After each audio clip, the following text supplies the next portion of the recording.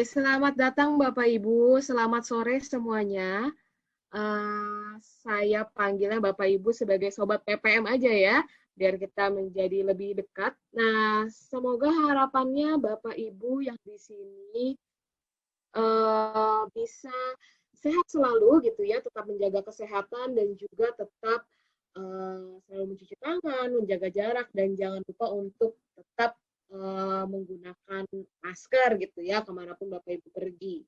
Nah, sebelumnya saya mau mengucapkan terima kasih atas kehadirannya dan selamat datang bagi Bapak Ibu Sobat TPM yang baru pertama kali hadir dan juga mungkin Bapak Ibu yang sudah setia hadir di Pojok Pintar Manajemen hari ini di seri ke-24 Road to HCMC 2020. Nah, hari ini secara khusus kita akan membahas mengenai leadership agility, certainty in uncertain times. Waduh, menarik banget ya tema hari ini. Saya juga sangat excited. Nah, saya senang sekali jika Bapak Ibu adalah salah satu dari sobat setia yang terus mengikuti seri Pojok Pintar Manajemen. Dan bagi Bapak Ibu atau teman-teman yang baru pertama kali ikut serta dalam kegiatan ini,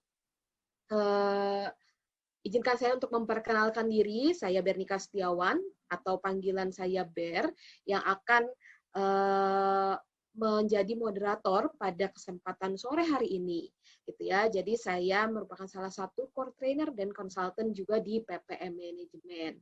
Nah,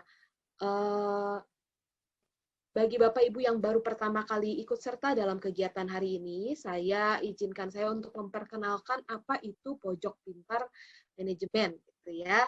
Mungkin kalau Bapak Ibu yang sudah rajin mengikuti, mungkin sudah mengetahui.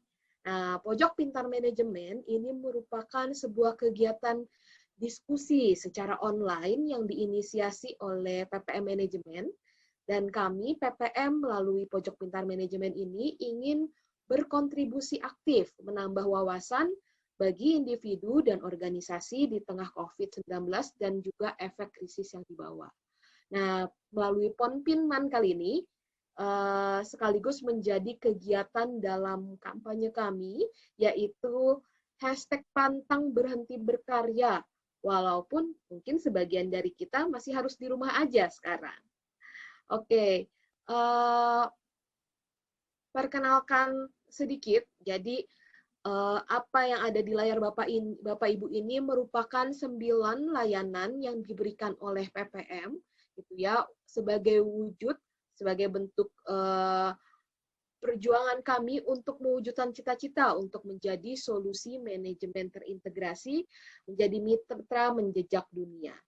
Nah, jadi dari ke-9 layanan ini, antara lain adanya produk pengembangan eksekutif, adanya program pembelajaran daring, program pembelajaran Inggria, adanya riset dan konsultansi, sekolah tinggi PPM Manajemen, seminar dan konferensi, asesmen SDM, penerbitan buku dan majalah, dan yang terakhir kita punya lembaga sertifikasi profesi atau LSP PPM. Nah, untuk informasi lebih lanjut, jika Bapak Ibu ingin tahu mengenai jadwal atau layanan yang kami berikan, bisa langsung mampir ke website kami di ppm-manajemen.ac.id atau hubungi di sosial media kami, gitu ya, yang nanti akan kami tampilkan juga. Nah, sebelum saya memulai sesi pada hari ini, gitu ya, saya yakin Bapak Ibu semuanya udah nggak sabar banget, tapi izinkan saya untuk memaparkan aturan atau tata tertib selama berlangsungnya Pojok Pintar Manajemen kali ini. Nah, jadi sesi kita akan terbagi ke dalam 3 sesi. Sesi yang pertama yaitu adanya sesi pemaparan, di mana masing-masing pembicara akan diberikan waktu 25 menit untuk berbagi pengetahuan dan pengalamannya selama pemaparan. Demi kelancaran untuk teknis gitu ya, kami mohon izin untuk mute dan off cam kamera Bapak Ibu semua, dan juga selama berlangsungnya acara kami mengharapkan Sobat PPM semua memiliki prinsip positif dan kolaboratif. Nah, lalu untuk sesi berikutnya kita masuk ke sesi tanya jawab. Gitu ya. Jadi setelah pemaparan materi, Bapak Ibu punya kesempatan untuk bertanya secara langsung kepada para pembicara. Nah, saya akan buka sesi tanya jawab ini setelah pembicara kedua selesai menyampaikan materinya. Dan di sini saya akan mengatur berjalannya proses tanya jawab, di mana sesinya sesi tanya jawab ini akan terbagi ke dalam beberapa termin, di mana satu terminnya atau satu sesinya akan terdiri dari 3 pertanyaan, seperti itu. Nah, pertanyaannya akan langsung nantinya ditanggapi oleh para pembicara sebelum lanjut ke pertanyaan berikutnya. Jadi, Sobat PPM, jika nanti ingin bertanya, silakan menggunakan menu raise hand. Ya, kalau Bapak Ibu bingung menu raise hand di mana, silakan Bapak Ibu klik logo participants. Nah, logo participants, nanti di situ ada raise hand. Jadi saya akan memanggil nama Bapak Ibu semua sesuai dengan urutan raise hand-nya. Begitu ya Bapak Ibu ya. Nah, lalu setelah ada sesi tanya jawab, kita masuk ke sesi paling akhir, yaitu sesi feedback, di mana dalam rangka mendapatkan masukan dari Sobat PPM sekalian, di akhir daripada acara ini akan dibagikan link untuk pemberian feedback. Nah, untuk itu saya harap Bapak Ibu semua tetap tinggal hingga acara berakhir, karena masukan dari Bapak Ibu sangat kami harapkan untuk perbaikan pelayanan kami ke depannya. Nah, biasanya nih pertanyaan yang sering didapatkan gitu ya, dari awal, biasanya Bapak Ibu nanya, bisa nggak saya dapat materinya hari ini? Tentu bisa ya, tenang, jangan khawatir, Bapak Ibu punya kesempatan untuk mendapatkan materinya gitu ya, tentunya karena materinya sangat berharga. Oleh karena itu, setelah Bapak Ibu memberikan feedback gitu ya, nanti akan ada pop-up link gitu ya yang akan memberikan Bapak Ibu akses ke G Drive untuk bisa menerima materi hari ini. Jadi stay tune ya Bapak Ibu ya hingga sesinya selesai. Kurang lebih seperti itu dari aturan pojok pintar manajemen pada sore hari ini. Nah, oke, tanpa berlama-lama lagi, kayaknya daripada saya yang kebanyakan ngomong, tentunya bukan saya pembicaranya, tapi saya yakin Bapak Ibu sudah nggak sabar nih untuk berkenalan dengan pembicara kita yang sungguh sangat, saya juga ini excited banget nih pengen dengar langsung. Pembicara pertama itu ada Dr. Riza Arianto. Wah, Dr. Riza siapa itu? Panggilan akrabnya adalah Pak Ica. Mungkin kalau Pak Ica biasanya alumni PPM Manajemen semuanya tahu gitu ya. Siapa itu Pak Ica? Pak Ica adalah core faculty di Sekolah Tinggi PPM Manajemen. Pak Ica juga menjadi koordinator Center of Innovation and Collaboration Research and Development Division di PPM Manajemen dan juga member of Leadership and Talent Development Department di PPM Manajemen. Nah, jadi nggak usah diragukan lagi, Pak Ica memang sudah tertera di layar Bapak Ibu sejak 1995. Sudah memang berkecimpung di bidang perilaku organisasi, hal yang berbau SDM, dan bahkan juga strategik gitu ya. Jadi kemampuannya, pengetahuannya, pengalamannya sudah tidak perlu dilakukan lagi. Oke, nah pembicara kita yang kedua nih, nggak kalah fenomenalnya dari Pak Ica. Pembicara yang kedua kita sudah kehadiran Ibu cantik dan manis gitu ya. Senyumnya aja bikin kita penasaran. Namanya Ibu Nining Kristiana, SPC MM Psikolog. Waduh. Nah, kalau pengalaman profesionalnya, saya rasa sih saya nggak berani mengarang-arang karena ini tuh menurut saya punya banyak pengalaman berharga yang mungkin bisa di-sharing. Atau Bapak Ibu jangan ragu-ragu untuk belajar banyak, tanya yang banyak ke Bu Nining gitu ya.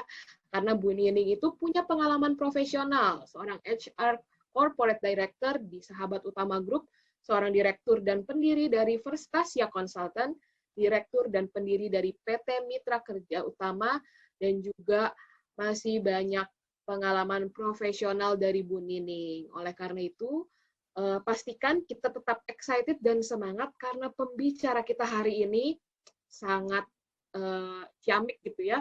Nggak usah diragukan lagi pengalamannya, pengetahuannya, dan kita harus gali dalam-dalam ya Bapak Ibu ya. Jangan sampai kelewatan, manfaatkan waktu Q&A-nya nanti dengan baik gitu ya. Oke, mungkin kita langsung masuk saja gitu ya. Tanpa berlama-lama lagi, kayaknya saya yakin Bapak Ibu juga udah sangat excited dan penasaran untuk kita dengarkan paparan dari pembicara kita yang pertama, yaitu Bapak Ica. Silakan Pak Ica. Baik, terima kasih Mbak Bernika. Selamat sore Bapak Ibu sekalian. Senang sekali berjumpa dengan Anda semua di sini di acara Pojok Pintar Manajemen. Hari ini kita membahas tentang suatu topik yang juga menjadi bahan diskusi banyak di bidang SDM terkait dengan beberapa hal yang tentunya menjadi semacam isu-isu menarik terkait dengan perubahan lingkungan yang banyak terjadi saat ini. Jadi saya sebagai pembicara pertama akan membahas beberapa hal yang terkait dengan apa yang dimaksud dengan pemimpin yang tangkas atau istilah yang disebut sebagai agile leadership di dalam konteks ini, gitu ya. Seperti kita ketahui bersama bahwa pada saat ini kalau kita berbicara dalam kondisi yang ada, gitu ya, secara umum saya dari hasil apa yang saya pelajari dan sebagainya di Indonesia khususnya, kita itu mengalami ada 3 tantangan besar saat ini. Saya rasa sudah banyak bahan atau artikel yang membahas, saya sekilas saja bahas. Tantangan pertama dimulai pada saat kita sudah mulai bicara tentang era industri 4.0. Jadi jauh sebelum adanya pandemi COVID-19, organisasi sudah didorong, organisasi kita baik itu perusahaan maupun juga lembaga nirlaba dan juga instansi maupun juga kelembagaan, itu semua sudah didorong karena adanya perubahan dari industri yang ada. Dikenal sekarang ini dengan beberapa ahli manajemen disebut sebagai era industri 4.0, di mana teknologi yang menjadi faktor pendukung sekarang ini menjadi faktor primer yang menghubungkan antara pekerjaan, menghubungkan faktor pendukung pekerjaan, dan juga faktor komunikasi. Jadi kalau kita lihat perjalanannya dari mulai sekitar tahun 2000-an begitu, sebelumnya sejak mulai ditemukannya internet dan kemudian bergulir terus bagaimana orang melakukan otomatisasi di pabrik misalnya, terus kemudian dibuat menjadi jaringan, muncul ada artificial intelligence dan sebagainya. Disitulah orang mulai ngeh gitu ya, disitulah orang mulai sadar bahwa ini rupanya ada teknologi yang bisa dipakai dan teknologi itu juga kemudian akan menjadi semacam alat untuk bersaing.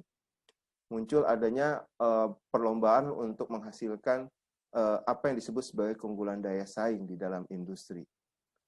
Belum selesai era industri, muncul ada satu lagi fenomena menarik, yaitu kalau di bidang SDM, dominansi dari tenaga kerja millennials, yang rasanya sudah dialami juga oleh kita semua ya. Bagaimana munculnya dari tenaga kerja yang baru masuk gitu ya. Kalau kita lihat dari usia produktif sekarang hampir sekitar 98 juta tenaga produktif, hampir sebetulnya 50 sekian persen, 50,6% itu adalah tenaga kerja yang usianya adalah usia yang masuk dalam generasi milenial, yang punya karakteristik yang berbeda dengan generasi-generasi sebelumnya. Di tahun depan, mulai sekitar tahun 2030, mungkin akan muncul lagi satu lagi generasi yang saat ini masih lagi unyu-unyunya di kuliah gitu ya, yaitu generasi Z, yang memiliki pola kerja, memiliki karakteristik yang berbeda juga. Sudah banyak organisasi yang mulai concern, kalau dari pengalaman saya pada saat saya masuk di perusahaan, melakukan training maupun juga melakukan pembimbingan, membuat tesis dan sebagainya ya, kalau di kelas, itu kami mendiskusikan dengan perbedaan karakter yang itu, maka cara ngelolanya juga beda rupanya ya. Jadi bagaimana millennials itu sangat dekat pada teknologi, kemudian millennials itu adalah orang-orang yang sangat percaya pada diri sendiri, kadang malah nggak percaya sama atasannya. Mudah untuk bisa pindah dari tempat kerja gitu ya, karena hal-hal yang terkait dengan kebutuhan dan juga harapannya dan sebagainya, yang sudah banyak dibahas, sudah banyak diteliti, sudah banyak ditulis gitu ya. Dan kenyataannya yang terjadi saat ini, itu juga menjadi isu yang menarik dan menjadi tantangan tantangan bagi organisasi zaman now, kalau istilahkan seperti itu. Yang ketiga yang merupakan tantangan yang juga sekarang terjadi itu adalah dengan adanya merebak pandemi yang diakibatkan oleh virus COVID-19. Itu sesuatu yang juga dari sisi kita menjadi sesuatu yang memprihatinkan gitu ya. Bagaimana kita yang biasanya bekerja normal di kantor, sekarang harus bekerja dari rumah. Bagaimana yang tadinya semua kegiatan banyak dilakukan secara tatap muka, sekarang harus sangat tergantung pada teknologi, komputer, network, dan sebagainya menjadi mainan baru di situ. Nah, ketiga hal ini secara langsung mengubah pola kerja kita. Saya yakin Bapak Ibu setuju ya. Tiga hal ini sudah merubah pola kerja. Bahkan ada yang mengatakan sebelum ada pandemi pun sudah pola kerja itu sudah berubah dengan adanya dua hal yang di awal. Tapi sekarang terakselerasi dengan adanya wabah ini, adanya pandemi ini. Ambil contoh misalnya saja perubahan pada waktu kita mengelola pekerjaan. Ambil contoh sederhana lah, melakukan rapat aja. Rapat dan memastikan bahwa hasil rapatnya itu berjalan dan dijalankan dengan baik. Dengan adanya perubahan pola kerja itu, maka kita lihat bersama modelnya sudah berubah sekarang. Dengan adanya online meeting, kita harus memastikan bahwa apa yang kita sampaikan di rapat akan bagus. Kemudian adanya work from home, bekerja dari rumah. Itu juga membuat adanya perubahan kerja yang biasanya kalau datang kantor terus kemudian gitu ya, maunya langsung fokus pada pekerjaan, sekarang kita campur ya. Ada satu penulis yang mengatakan, kalau dulu kita bicara work-life balance, sekarang kita bicara terkait dengan work-life blended, di mana antara pekerjaan, kegiatan yang berfokus pada pekerjaan dengan kegiatan yang berfokus pada non-pekerjaan, itu campur. Yang namanya waktu kerja itu sudah tidak lagi terbatasi. Yang awalnya masuk jam 8, pulang jam 4, masuk jam 9, pulang jam 5, sekarang bisa beda-beda gitu ya. Nah, teknologinya memungkinkan seperti itu, karakteristik karyawannya juga memungkinkan seperti itu. Lalu apa dampaknya terhadap leaders yang kita mau bahas hari ini ya? Jadi fokus yang lebih kecil, jadi kita nggak bicara dalam level organisasi. Saya mulai dari definisi awal yang saya yakin Bapak Ibu juga tahu secara basic ya, secara dasar, bahwa yang namanya leaders itu adalah orang yang punya peran untuk bisa memberikan inspirasi dan dukungan bagi followers-nya atau pengikutnya agar bisa bekerja dalam rangka mencapai sasaran organisasi dalam konteks pekerjaan. Jadi tugasnya leaders itu bagaimana dia bisa dikasih inspirasi, bisa keyakinan, dan bisa membuat pengaruh orang supaya mau kerja. Kira-kira seperti itu gambarannya. Jadi hal itu yang terjadi. Dimanapun seorang leaders itu dipilih, pasti tuntutan kerjanya adalah satu. Ukurannya adalah gimana caranya yang namanya pemimpin itu bisa bikin orang kerja, mencapai sasaran ada. Nah, seperti itu. Nah, dari beberapa tulisan yang saya pelajari, saya bisa menggambarkan kira-kira kalau yang namanya leaders itu dianggap efektif itu ada 5 hal. Pertama jelas, itu adalah dari segi kinerjanya ya Bapak Ibu sekalian, dari segi kinerjanya. Di mana orang bekerja itu pasti akan ada target, ada performance yang diharapkan, dan itu bisa dilakukan kalau misalnya saja bisa dipimpin dengan baik. Lalu kemudian muncul ada satu tulisan yang mengatakan dia akan efektif, seorang pemimpin akan efektif kalau misalnya orang-orang yang dipimpinnya, unit yang dipimpinnya punya kesiapan dalam menghadapi krisis. Dia akan dianggap efektif kalau misalnya saja orang itu bisa bekerja dengan baik dan puas bekerja. Nah, saya ambil puas dan punya komitmen untuk bekerja. Jadi bukan karena terpaksa, bukan karena dipaksa gitu ya, tapi secara sadar dia bisa bekerja dengan baik dan dia paham bahwa apa yang dikerjakannya itu adalah salah satu yang bermanfaat buat dirinya, buat organisasinya. Nah, itu di tangan pemimpin ada. Kemudian yang terakhir kita bicara juga itu adalah terkait dengan bagaimana leaders bisa menyiapkan calon-calon penggantinya nantinya. Nah, saya dari kelima hal ini, saya mau ambil poin nomor 2 sebagai bagian dari konsep kita saat ini. bahwa leaders yang baik harus bisa menyiapkan unit kerjanya, menyiapkan timnya, menyiapkan followernya, menyiapkan anak buahnya untuk siap dalam menghadapi krisis, siap dalam menghadapi perubahan, dan sebagainya. Nah, kalau kita kaitkan dengan fenomena yang terjadi tadi, 3 hal yang menjadi tantangan, yang namanya leaders itu perannya menjadi besar. Kenapa? Kita lihat sama-sama sekarang, yang dihadapi oleh kita semua sebagai pemimpin. Satu, perkembangan teknologinya pesat sekali, Pak. Kalau misalnya awal, kalau generasinya itu generasi yang non-milenial, yang masih generasi, misalnya generasi saya, mungkin pemanfaatan handphone cukup hanya buat nelpon sama kasih komentar di WA misalnya ya. Tapi dengan adanya proses yang tadi itu, dari adanya tantangan yang 3 itu, sekarang ambil contoh lah di saya aja, itu yang namanya WhatsApp itu udah benar-benar buat meeting, buat bimbingan misalnya ke mahasiswa ya, buat transfer dokumen dan sebagainya. Itu baru bicara WhatsApp. Bicara terkait dengan masalah learning menggunakan e-learning. Nah, itu cerita yang berbeda lagi itu ya. Nah, bagaimana seorang leaders bisa meng-catch up atau terus mengantisipasi perkembangan teknologi itu menjadi tantangan sendiri. Di satu sisi followernya juga makin kritis. Karena mereka juga menuntut bahwa leadersnya harus bisa seperti ini dong. Nah, mungkin Bapak Ibu punya pengalaman ya, kalau ketemu sama para follower yang milenial, wah, itu bakal di-challenge terus tuh kita. Kemudian sumber dayanya juga makin terbatas. Nah, saya rasa Bapak Ibu sepakat ya, apalagi dengan sekarang kita harus selalu jeli dengan resiko yang ada, kita harus juga bisa efisien dalam menggunakan sumber daya, mau nggak mau proses memimpinnya, proses dalam membuat kinerjanya lebih baik juga menjadi terbatas sumber dayanya. Dan itu nggak cuma 1-2. Kalau sekarang kita lihat ya, perubahan lingkungan kerjanya juga menjadi dinamis ya. Saya yakin di antara Bapak Ibu juga banyak yang sudah mulai setiap hari mulai baca koran. Nih kayak gimana nih? Apalagi yang terjadinya? Keputusan apa yang harus diambil? Apa yang harus kita lakukan? Kadang apa yang sudah kita canangkan seminggu itu bisa berubah di tengah jalan terhadap tim kerjanya misalnya. Satu sisi karena adanya dorongan yang kritis, kemudian juga sumber daya yang makin terbatas, dan kita harus mengantisipasi perubahan yang dinamis, mau tidak mau seorang leaders harus punya kebutuhan juga untuk berinovasi, membuat terobosan-terobosan dalam hal membangun pola kerja yang baik tadi.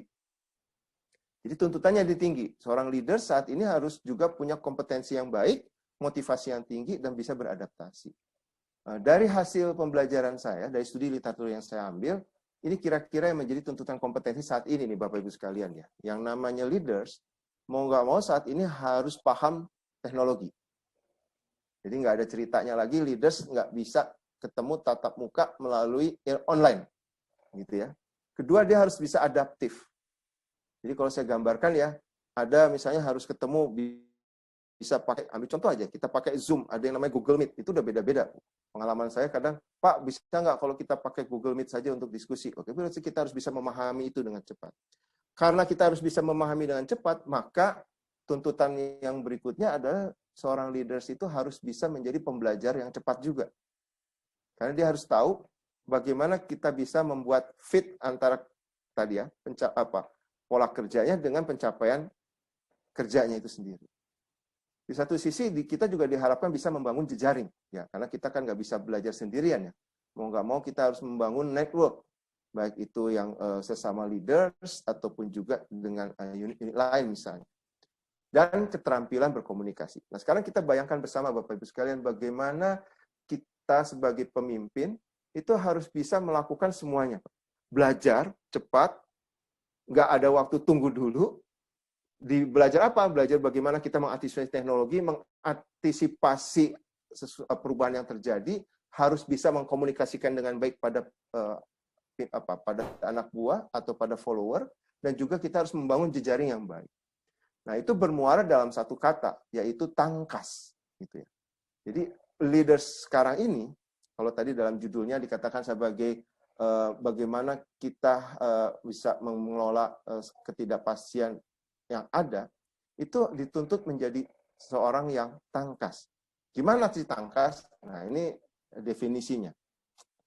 Tangkas itu kalau diambil dari kamusnya adalah disebut sebagai property of concision or quickness, kecepatan, keringanan, jadi dia harus lincah, dan ease, tapi juga lincahnya itu tidak gerasak-gerusuk. Jadi modelnya kalau kayak orang nari, balet gitu ya, bisa cepat gerakannya, gitu ya. Kemudian ringan, kayak seakan-akan dia bisa melayang, tapi juga bentuk gerakannya itu gerakan sesuatu yang baik, ease, yang tidak gerasak-gerusuk, nggak nabrak sana, nggak nabrak sini. To be very nimble. Nimble itu di situ adalah bagaimana kita bisa melakukannya dengan rendah hati, sebagainya. Saya ambil kalau di Indonesia, begitu saya tulis agile, itu muncul 3 kata. Tangkas, lincah, cekatan.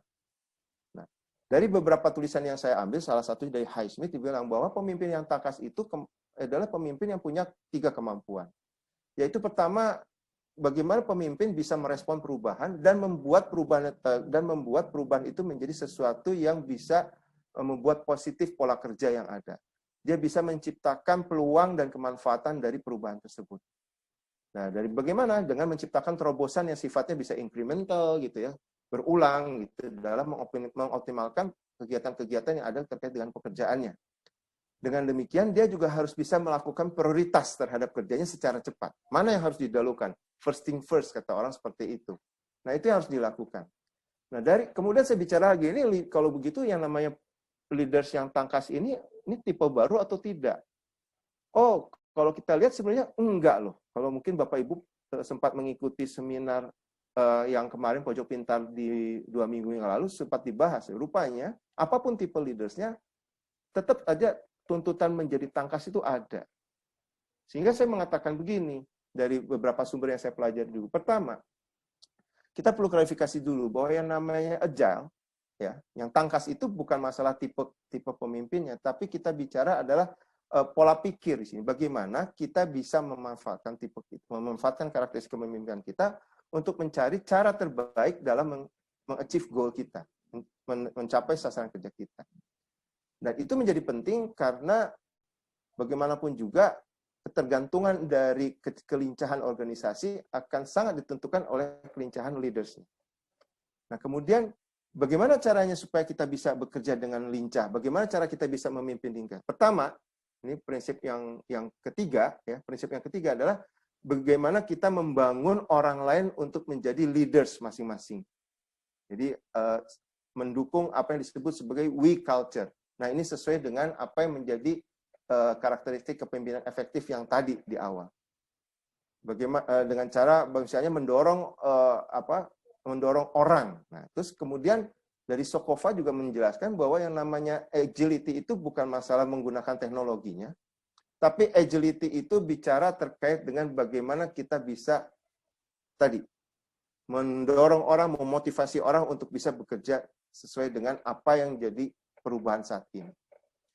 Nah, karena bicara leaders menjadi semacam perubahan pola pikir, ini dari beberapa diskusi yang ada dan juga sumber yang ada, saya mencoba melihat seperti ini. Ada hal-hal yang perlu berubah kita sebagai pemimpin kalau mau menjadi pemimpin yang tangkas. Pertama, yang biasanya kita lebih banyak melakukan directing, mengarahkan orang, sekarang bicaranya menjadi cultivating. Kenapa? Tadi sasarannya adalah membangun orang untuk bisa menjadi pemimpin dirinya sendiri. Ambil contoh sederhana. Kalau biasanya kita bekerja di kantor dengan tatap muka langsung, ada tim kita, ada tim di tempat kerja, ada kita, maka kan semua akan bisa dilakukan dengan cepat. Tapi sekarang dengan work from home, anggota tim kita menyebar. Ya, ada yang di Jakarta, ada yang di Bekasi, mungkin ada yang di Bandung, dan sebagainya. Terus gimana caranya kita untuk bisa menjamin bahwa orang itu komit terhadap kerjanya? Salah satunya adalah dengan cara bagaimana kita mencoba untuk mengcultivate mereka supaya mereka paham bahwa mereka harus bertanggung jawab tanpa harus senantiasa diarahkan. Itu yang pertama.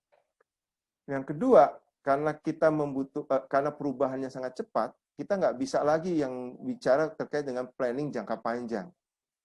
Kita diharapkan bisa mengasah sense kita, sense dalam perubahan yang ada, karena tadi ya perubahan itu bisa cepat sekali, sense untuk bisa segera mempelajari apa yang bisa kita cari terobosan dari perubahan yang ada, dan segera respon. Gimana caranya? Experimenting. Jadi leaders yang tangkas harus bisa bereksperimen. Kita nggak bisa lagi cerita gimana kita kontrol dengan cara yang sudah ada. Kadang-kala kita harus bisa berani untuk bisa mengambil keputusan yang rasanya mungkin belum ada sebelumnya keputusan diambil gitu ya.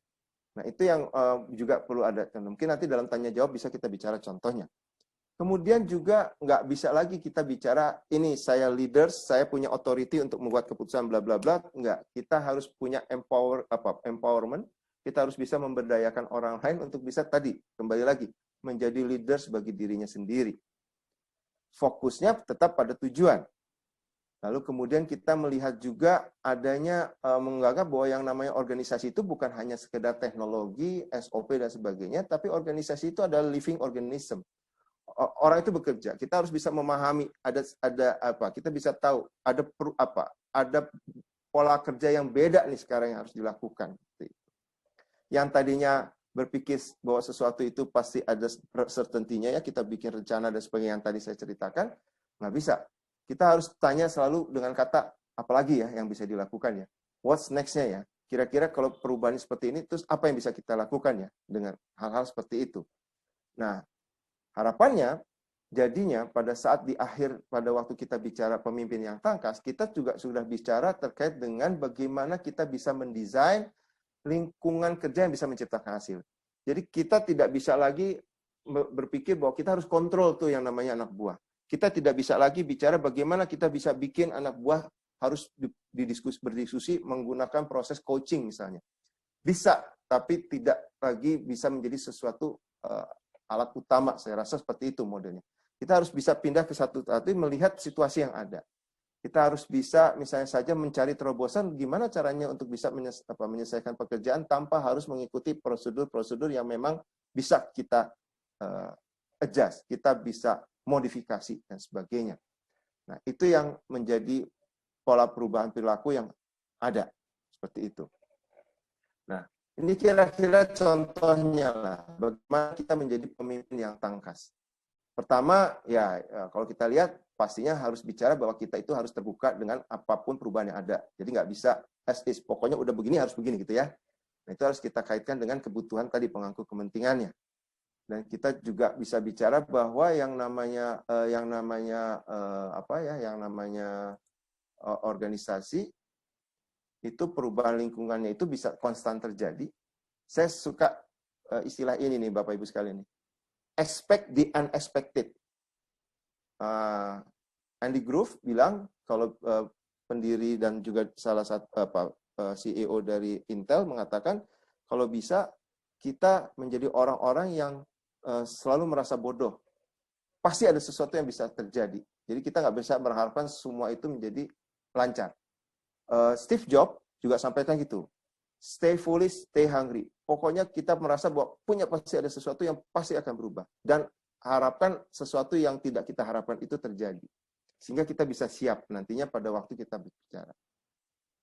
Oleh karena itu tadi ya, pola pikir sense, learning-nya itu menjadi penting di situ. Jadi apa yang perlu kita lakukan? Pastinya kita sebagai pemimpin harus senantiasa memindai men-scanning lingkungan internal eksternal kita, ya, melihat mana yang menjadi terobosan, mana yang menjadi peluang, mana yang menjadi ancaman dan sebagainya. Nah, kemudian juga dari mana kita dapat? Ya pastinya dari tadi keterampilan kita dalam hal menggali kebutuhan-kebutuhan dari pemangku kepentingan. Lalu menciptakan lingkungan yang fit gitu ya, yang menjadi sesuatu yang buat kita bisa beragam. Misalnya saja sekarang, kalau model kerja seperti ini, maka nggak bisa lagi nih cara biasa dilakukan. Tapi gimana ya caranya, karena kita orientasinya pada goals kan, gimana ya caranya supaya kita bisa tetap mencapai sasaran yang sama, tapi dengan cara yang berbeda. Nah, itu sesuatu yang juga ada. Perangkat dan sumber daya yang fit untuk melakukan pekerjaan itu menjadi sesuatu yang perlu juga. Kadang kita juga perlu lihat apakah kita perlu menggunakan perangkat teknologi atau tidak, gitu ya, dan sebagainya. Dan terakhir ada mitigasi risiko. Kalau kita bicara di sini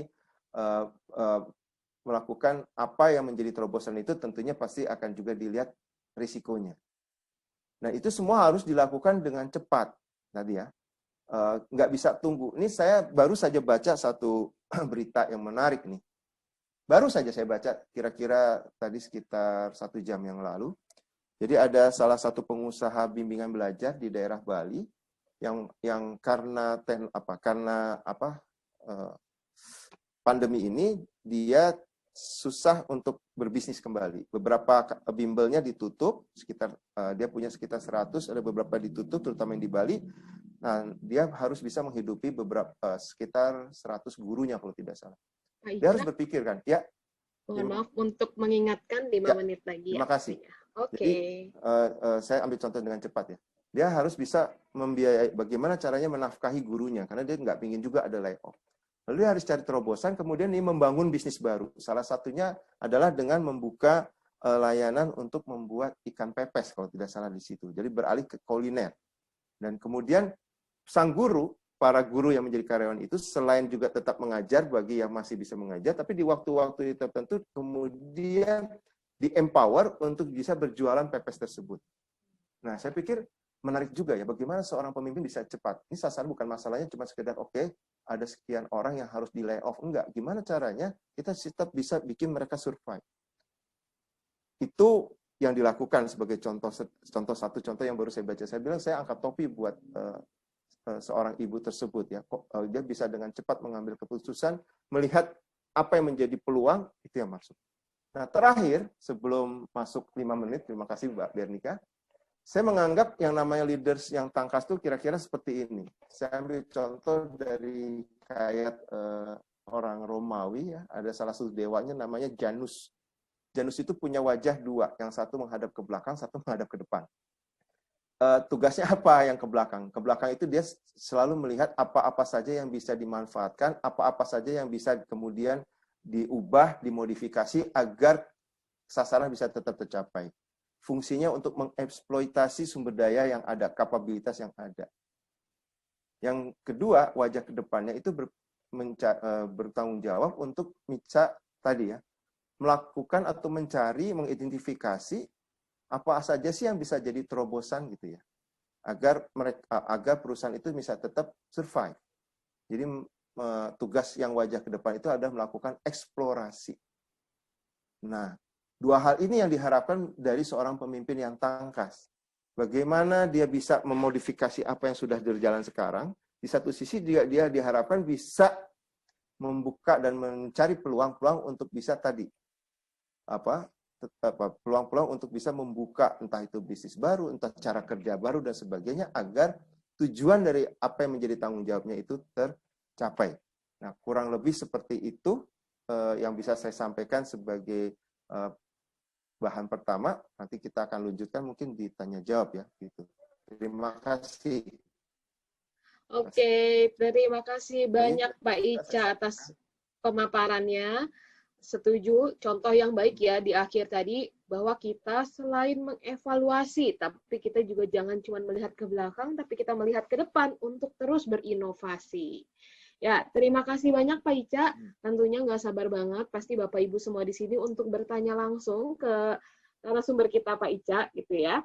Dan kemudian tanpa berlama-lama lagi, saya ingin mempersilahkan nih untuk pembicara kedua, gitu ya. Pembicara kedua kita yang tadi saya sudah perkenalkan juga, Ibu Nining. Ya, apakah Bu Nining sudah bergabung? Sudah ya harusnya ya.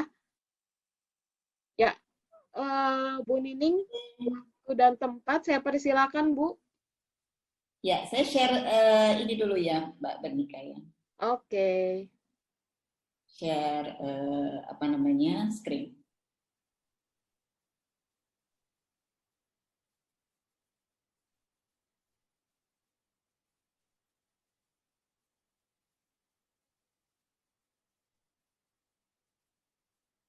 Baik, selamat sore Bapak, Ibu sekalian, dan rekan-rekan sekalian. Terima kasih untuk kesempatannya. Jadi, menyambung dari apa yang tadi sudah dibicarakan oleh Pak Ica, karena waktunya masih sangat singkat dan nanti kita bisa diskusi lebih panjang. Dan yang menarik tadi yang disampaikan oleh Pak Ica adalah memang menjadi agile itu atau agility itu is the best way to adapt saat ini. Dan kemudian agility is more than technology, it's about people. Jadi mungkin saya saat ini lebih memaparkan dari Pak Ica tadi adalah mengenai konsep, tetapi saya mungkin di sini sebagai HR praktisi di HR korporasi. Jadi mungkin sekilas dari company profile di mana saya berkarir saat ini. Saya berkarir di Sahabat Utama dan kemudian sebagaimana suatu perusahaan kita memiliki visi dan kemudian misi. Untuk produk nanti akan saya sampaikan karena mungkin Bapak dan Ibu dan rekan-rekan sekalian belum terlalu familiar apa itu Sahabat Utama. Kita memiliki juga values bagaimana suatu perusahaan. Ada 5C di sini yang menjadi pedoman dari kami di HR untuk melakukan atau menjadi fondasi dari kegiatan-kegiatan perekrutan, kemudian pengembangan, dan kemudian performance management, lalu hingga sampai ke hubungan industri. Jadi sebelum sampai ke konsep agility atau apa yang kami lakukan di praktisi sebagai HR di perusahaan, sekilas mengenai company profile kami. Dan Sahabat Utama Group ini berusia kurang lebih sudah 30 tahun, Bapak dan Ibu sekalian. Dan kita terdiri dari berbagai unit bisnis yang nanti sedikit saya akan sampaikan supaya memiliki sedikit gambaran. Dan yang menjadi fungsi-fungsi secara sentral untuk mensupport seluruh unit bisnis di bidang human resources, legal, dan tax, dan IT di manage oleh pusat. Dan saya yang in charge kebetulan di bagian HR. Nah, kami sempat memotret mengenai culture, dan ini perlu saya sampaikan karena memang kaitannya untuk agility kita juga tidak terlepas dari harus memahami apa yang menjadi culture dalam perusahaan kita. Sebagaimana nama perusahaan kami adalah Sahabat Utama, culture-nya memang ke family, pernah kita ukur dengan OCI measurement. Maksudnya family di sini bukan karena para di manajemen adalah keluarga, tetapi lebih budaya kita adalah budaya kekeluargaan. Dan kemudian ada hierarki tetapi tidak terlalu birokratis. Dan ini yang memungkinkan untuk semua para leaders bergerak. Dan saya bisa paham Bapak dan Ibu sekalian, para leaders saat ini adalah yang sangat menjadi tokoh utama untuk bisa membawa organisasi menuju survive, apalagi di tengah pandemi semacam ini. Baik, satu hal yang sangat unik di perusahaan kami adalah bahwa kenapa tadi unit bisnisnya tidak ada berkaitan satu sama lain, karena owner kami memang visioner menurut saya, dan kemudian punya satu pendapat atau pandangan yang unik bahwa seluruh unit bisnis, seluruh supporting bisnis itu menjadi unit bisnis yang mandiri. Jadi kami diharapkan dari para supporting untuk bisa menjadi perusahaan-perusahaan yang juga bisa membiayai bisnisnya atau divisinya, dan kemudian juga bisa memahami bagaimana sebenarnya business owner itu mindsetnya semacam apa. Jadi kita bisa saling mensupport, atau pada saat mensupport kita bisa paham betul. Nah, selintas adalah kenapa tadi supporting menjadi salah satu unit bisnis. Di sini ada globalitas karya utama, sebenarnya awalnya adalah divisi warehousing. Kemudian awalnya kami berdiri di bidang trading dan retail. Jadi trading company kami bernama Sahabat Utama Trako yang 30 tahun yang lalu berdiri. Dan mungkin Bapak Ibu sekalian familiar dengan produk-produk kami, tetapi memang mungkin dulu zaman saya menggunakan rotring tetapi terdisrupsi oleh suatu kondisi sehingga sekarang juga sudah tidak ada lagi. Artinya masih ada tetapi limited sekali untuk produk-produknya. Kemudian unit bisnis yang lain adalah saya sendiri di HR, kemudian dijadikan salah satu business unit menjadi First Asia dan juga mitra kerja. Jadi HR di dalam Sahabat Utama Group di drive atau dilakukan oleh First Asia Consultants terkait dengan internal maupun juga kita mempunyai clients di luar karena kita juga menjadi profit center. Dan IT Division adalah cikal bakal untuk menjadi First Asia Network. Ini juga yang menjadi satu terobosan di Sahabat Utama Group. Kemudian yang terakhir yang mungkin Bapak dan Ibu sekalian, tadi Pak Ica mengatakan bahwa saat ini banyak sekali millennials masuk dan itu juga terjadi di dalam grup kami, kurang lebih 70% adalah millennials, dan 40 orang adalah leaders, dalam arti dari seluruh unit bisnis yang ada. Dan ini adalah salah satu unit bisnis kami yang mungkin belum terlalu familiar di dunia industri saat ini, yaitu e-sport industri. Ini mungkin saya paparkan karena nanti akan sangat erat kaitannya bagaimana praktek agile itu terjadi di dalam grup kami. Dan nanti juga selintas apa sih yang dilakukan oleh e-sport industri ini, walaupun usianya baru 2 tahun. Kalau First Asia dan Mitra Kerja kurang lebih 20 tahun. Kemudian ini selintas saja. Unit bisnis dari industri e-sport ini dinamakan sebagai Airwolf. Kemudian kita sempat mengikuti beberapa kali turnamen dan kemudian menang di Januari sebelum pandemi. Tentunya di pandemi saat ini cukup ramai, malah makin ramai industri ini, dan mungkin saya rasa Bapak dan Ibu sekalian ada putra-putrinya mungkin gamers, dan kemudian atau Bapak Ibu sendiri dan rekan-rekan sekalian juga familiar dengan bidang ini, dan inilah betapa kita memang harus menyiapkan beberapa hal yang menjadi future bisnis ke depan. Baik, saya mengerucut untuk masuk ke dalam agility itu sendiri. Jadi karena saya in charge di HR function atau juga di support, maksud saya adalah di on behalf dari First Asia Consultants, ini adalah berfungsi sebagai HR function untuk sahabat utama grup, juga untuk para klien kami saat ini. Dan mungkin Bapak dan Ibu juga ketahui bahwa terutama yang berkaitan di bidang HR, beberapa fungsi di HR itu biasanya kita lakukan. Ada fungsi untuk melayani karyawan, kemudian kontrol, advice bisnis, tetapi satu hal yang mungkin kadang tidak sempat dilakukan oleh perusahaan-perusahaan adalah melakukan research. Nah, inilah mungkin keunikan juga dari grup kami, bahwa untuk HR sendiri kita melakukan juga kegiatan research on behalf First Asia.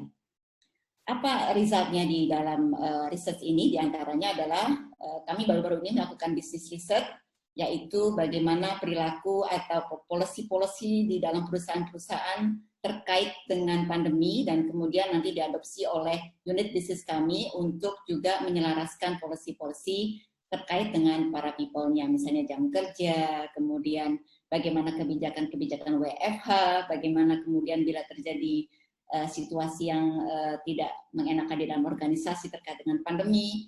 Inilah yang menjadi pola pikir atau menjadi dasar hasil riset ini untuk kita kembangkan menjadi policy-policy yang ada. Nah, masuk ke dalam why agile leader yang diangkat, dan kami juga sangat concern hal ini karena dari tahun lalu kita melakukan penelitian, tetapi prakteknya sendiri untuk dilakukan di internal kami baru Januari di tahun 2020 ini, dan kemudian kita terkena pandemi.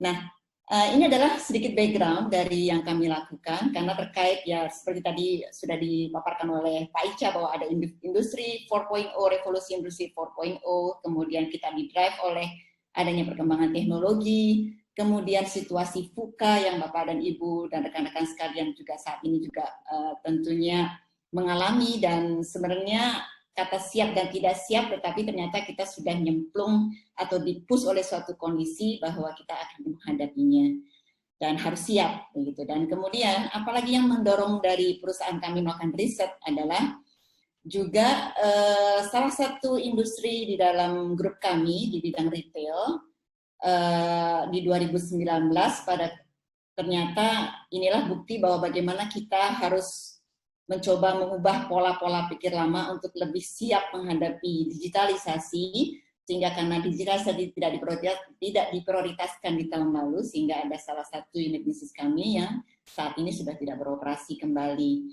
Dan tetapi juga untuk menyiapkan future business yang tadi sudah saya sampaikan, ada memang kalau di dalam bisnis atau yang kaitannya dengan organisasi semacam kami, ini memang lebih agak fleksibel atau lebih memungkinkan untuk kemudian mengembangkan kembali bisnis-bisnis baru yang kaitannya untuk saat ini ke masa depan, seperti Airwolf tadi. Dan kemudian kaitannya bahwa kami sangat concern ada sesuatu yang harus berubah di dalam grup kami, yaitu untuk membentuk para leaders menjadi agile, untuk tidak terulang kembali apa yang terjadi, sehingga kita tergilas oleh suatu situasi, sehingga dimulailah kita kemarin membuat, tahun lalu membuat apa sih yang kita maksud sebagai agile leader itu. Tentunya tidak serta-merta langsung membentuk pimpinan tersebut menjadi agile, tetapi kita juga harus melihat dulu modalnya apa saja. Model kompetensinya kalau di bidang HR itu apa yang harus kita kembangkan, dan kemudian bagaimana implementasinya, dan yang paling terpenting adalah nanti bagaimana evaluasinya, apakah betul para leader tersebut menjadi agile atau tidak agile-nya, dan parameternya seperti apa. Baik, ini sebagai satu fondasi kami melakukan riset. Sebenarnya agility leadership itu atau leadership agility itu apa yang dimaksud? Mungkin tadi banyak sekali pendekatan yang sudah dilakukan, bahwa it's not about not more than teknologi, tetapi juga lebih ke people. Jadi ada kata kunci di situ, yaitu mampu untuk berinovasi dan adaptif menghadapi suatu perubahan. Dan satu hal lagi, dia take opportunity, ada peluang-peluang di situ. Dan karena background saya juga selain HR, kemudian saya menyelesaikan di magister manajemen, dan kemudian background saya di psikologi. Nah, ini yang memberikan kombinasi bahwa saya juga, kami memotret juga karakteristik dan perilaku apa sih yang mendukung performa individu yang dikatakan sebagai agile leader itu seperti apa. Karena riset-riset di Indonesia masih sangat minim terkait dengan hal ini, sehingga kami mengembangkan sendiri. Tools yang kami lakukan, ini melakukan riset adalah sebenarnya HR dibantu oleh, disupport oleh First Asia Consultants, karena kita juga memiliki tools di dalam measurement-nya, personality inventory-nya. Jadi kita menggunakan pendekatan yang disebut sebagai stage, yaitu secara singkat saja adalah derajat bagaimana seseorang menghadapi suatu tekanan atau stres, kemudian bagaimana derajatnya untuk achieve target, lalu bagaimana menghadapi suatu konflik yang terkaitan dengan interpersonal, kemudian bagaimana juga menghadapi hal-hal yang baru saat ini, apakah open atau tidak, dan bagaimana juga untuk bisa berelasi menjadi team player dan sebagainya. Ini adalah yang mengukur karakteristik seorang pemimpin yang agile itu idealnya seperti apa. Dan di dalam, saya tidak akan menceritakan secara detail risetnya karena terkait dengan waktu, jadi secara mengenai dari sisi personality, seorang pemimpin yang agile, kemudian kita memotret dari 5 aspek karakter dasarnya adalah 5 hal ini yang harus dimiliki, atau yang sebaiknya atau perlu dimiliki dan kembangkan. Walaupun karakter itu basically sudah tertentu di dalam setiap individu, tetapi bisa dikembangkan dalam bentuk pelatihan dan sebagainya untuk bisa memaksimalkan. Jadi diyakini bahwa seorang leaders yang agile, tentunya dia memiliki karakter calm and resilient. Mungkin di dalam bahasa keseharian kita adalah orangnya harusnya tenang, kemudian tough, tangguh menghadapi segala sesuatu, tidak mudah patah. Jadi kalaupun dia terkena goncangan sedikit, dia bisa rebound kembali, artinya dia bisa bangkit kembali. Kemudian di dalam menghadapi suatu target, artinya di sini adalah fleksibel, tidak harus satu persatu dan begitu, tetapi juga bisa menjadi multitasker, tetapi tetap nanti ujungnya adalah pada goal yang ingin dicapai. Kemudian tentunya terkait dengan seorang pemimpin yang agile, kalau dalam bahasa saya tadi Pak Ica mengatakannya tangkas, kalau saya menyebutnya sebagai sesuatu yang gesit, adalah pemimpin yang harusnya terbuka pada segala sesuatu yang baru, apalagi terlebih di dalam kondisi saat ini begitu banyak informasi, begitu banyak hal-hal yang baru, dan tentunya seorang pemimpin yang agile adalah pemimpin yang sangat-sangat terbuka pada sesuatu yang perubahan. Kemudian di dalam sebagai seorang pemimpin dia memanage timnya atau juga berelasi dengan orang lain, bagaimana seharusnya karakter yang dimiliki? Setidaknya yang memang harus bukan tipe pribadi yang sangat selfish artinya, tetapi bisa bernegosiasi, win-win solution, karena harus memfasilitate beragam pribadi dan kemudian juga harus membuat suatu keputusan di mana tidak merugikan orang lain. Jadi bukan I win and you lose, Karena kebanyakan mungkin banyak pimpinan tipenya adalah top down dan I win and you lose mungkin gitu ya, atau dominance, tetapi di sini adalah yang benar-benar dia mensetarakan. Jadi ada win-win solution. Dan yang terakhir adalah high extraversion. Jadi tentunya harus bisa bernetworking, mingle dan sebagainya, itu menjadi kunci utama seorang leaders yang agile. Kemudian tidak berhenti di situ, kita membangun suatu model kompetensi untuk menjadi dasar atau fondasi dari pribadi yang bagaimana sih harusnya agile.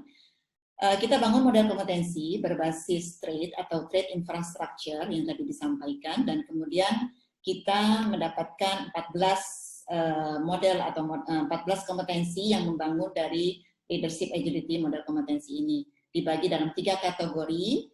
Ini adalah bagaimana kami membaginya, yaitu change, kemudian result orientation, dan mental. Jadi seorang pemimpin yang agile tidak terlepas dari 3 aspek ini, bahwa harus comfort kepada sesuatu yang sifatnya perubahan, kemudian harus juga berorientasi pada result yang baik, berkualitas, dan tentunya harus tough. Jadi mentalnya juga harus betul-betul teruji. Nah, dalam hal ini apa yang membedakan seorang leaders dan bukan leaders dan dalam kaitannya agility ini? Adalah aspek-aspek yang menjadi highlight. Tentunya seorang leaders yang diharapkan adalah visionary-nya, kemudian managing through system, yaitu bisa mengkaitkan seluruh hal-hal yang kompleks untuk menjadi satu karya atau satu kontribusi. Kemudian yang tidak kalah penting, risk-taking, tetapi risk-taking-nya itu juga harus dengan pertimbangan yang cermat.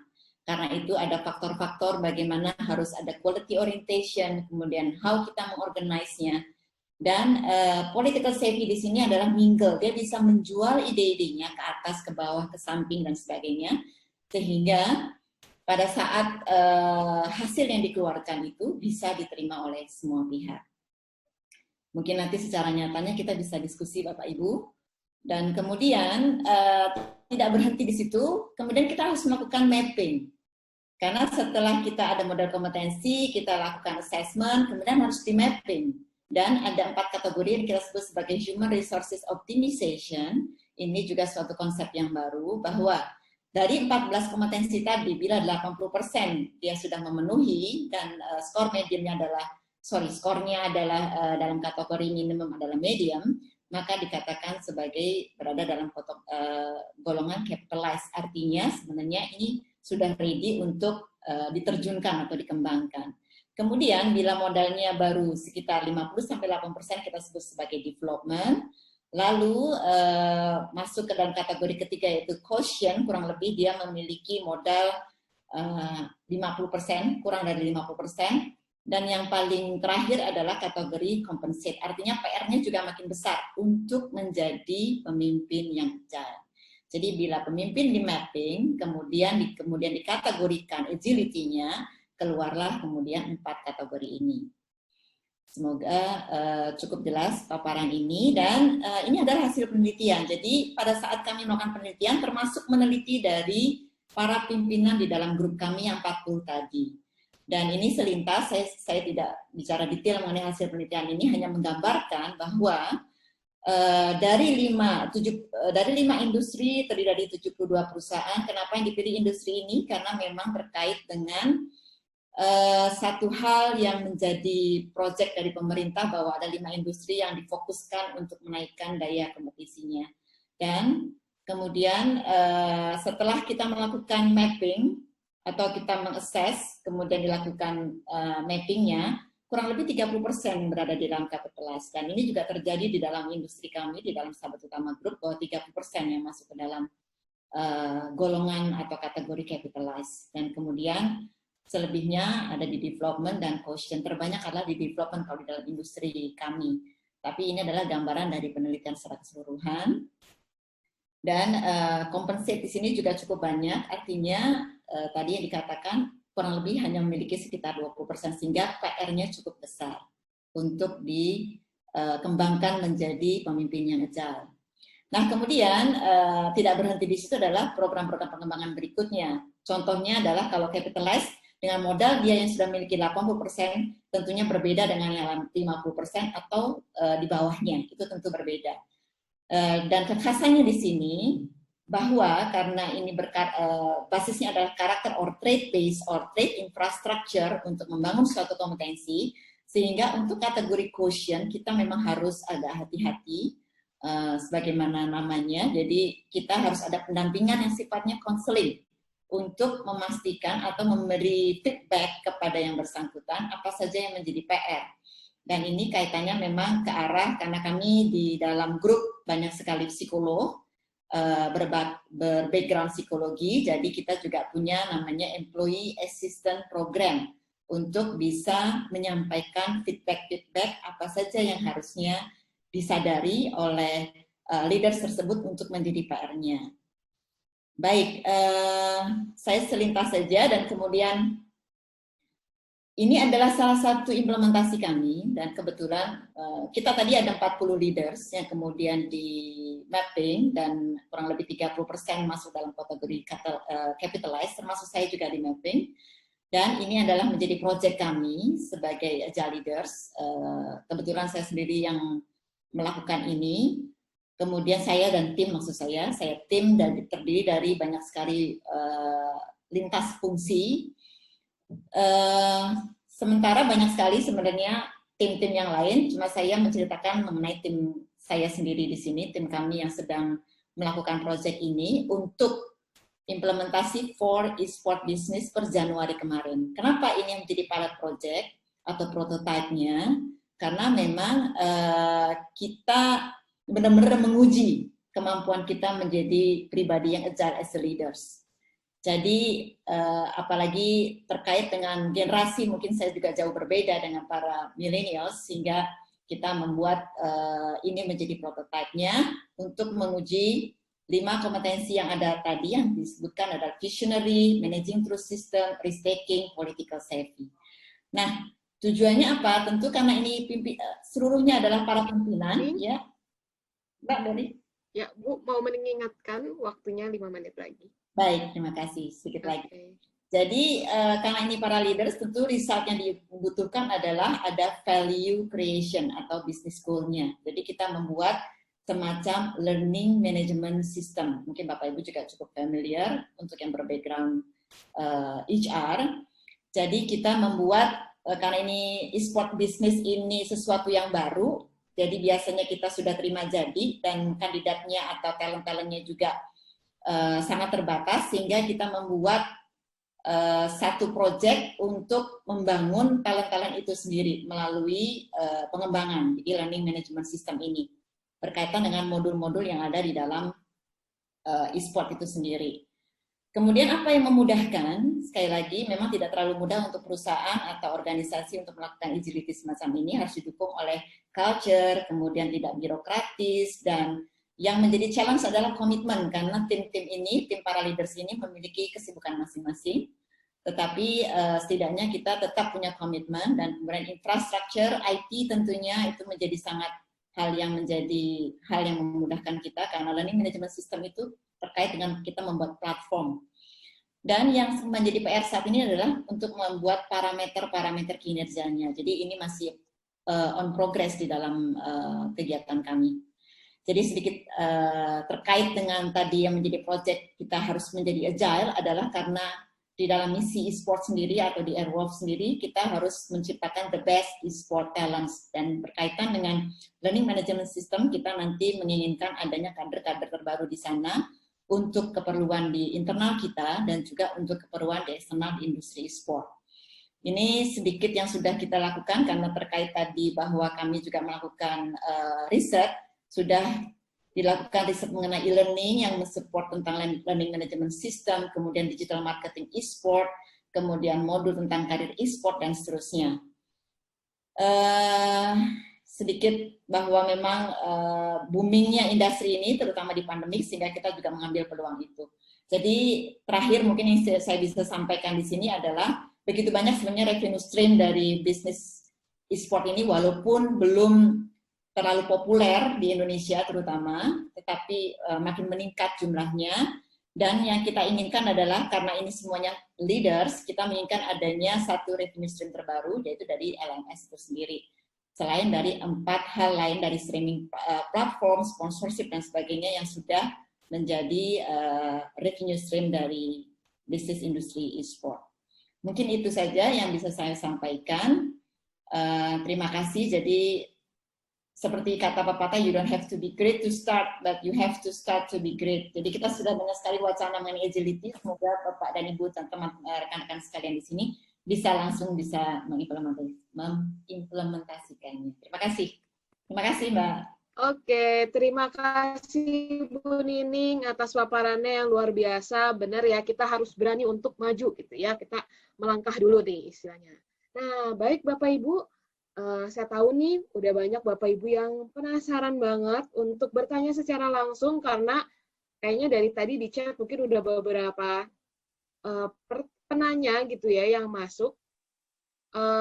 Tapi saya mau membuka sesi penanya ini untuk ketiga penanya terlebih dahulu ya. Jadi saya mau buka untuk 3 penanya yang raise hand terlebih dahulu. Jika Bapak Ibu ingin raise hand, silakan. Menu raise hand ada di participants dan juga kita tinggal pilih untuk raise hand ya. Nah, pertama-tama nih sudah ada Bapak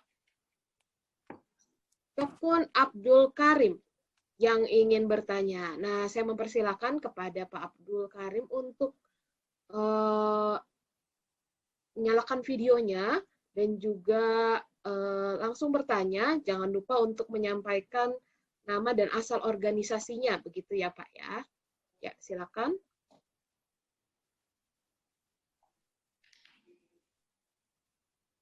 Ya, Pak Abdul Karim. Ya, Bapak mungkin masih di mute, Pak. Mungkin boleh di-unmute dulu.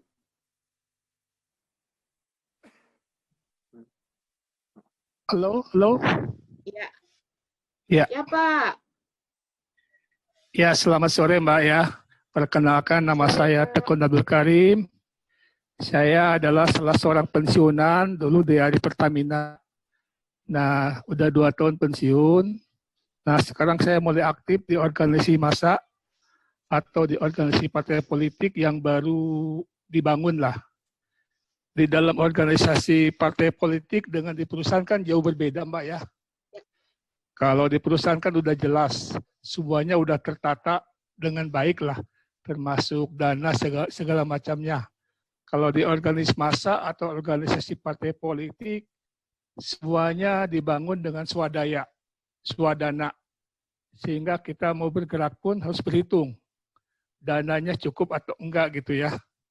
Sehingga banyak sekali dinamika-dinamika yang muncul di organisasi massa atau di organisasi politik ini.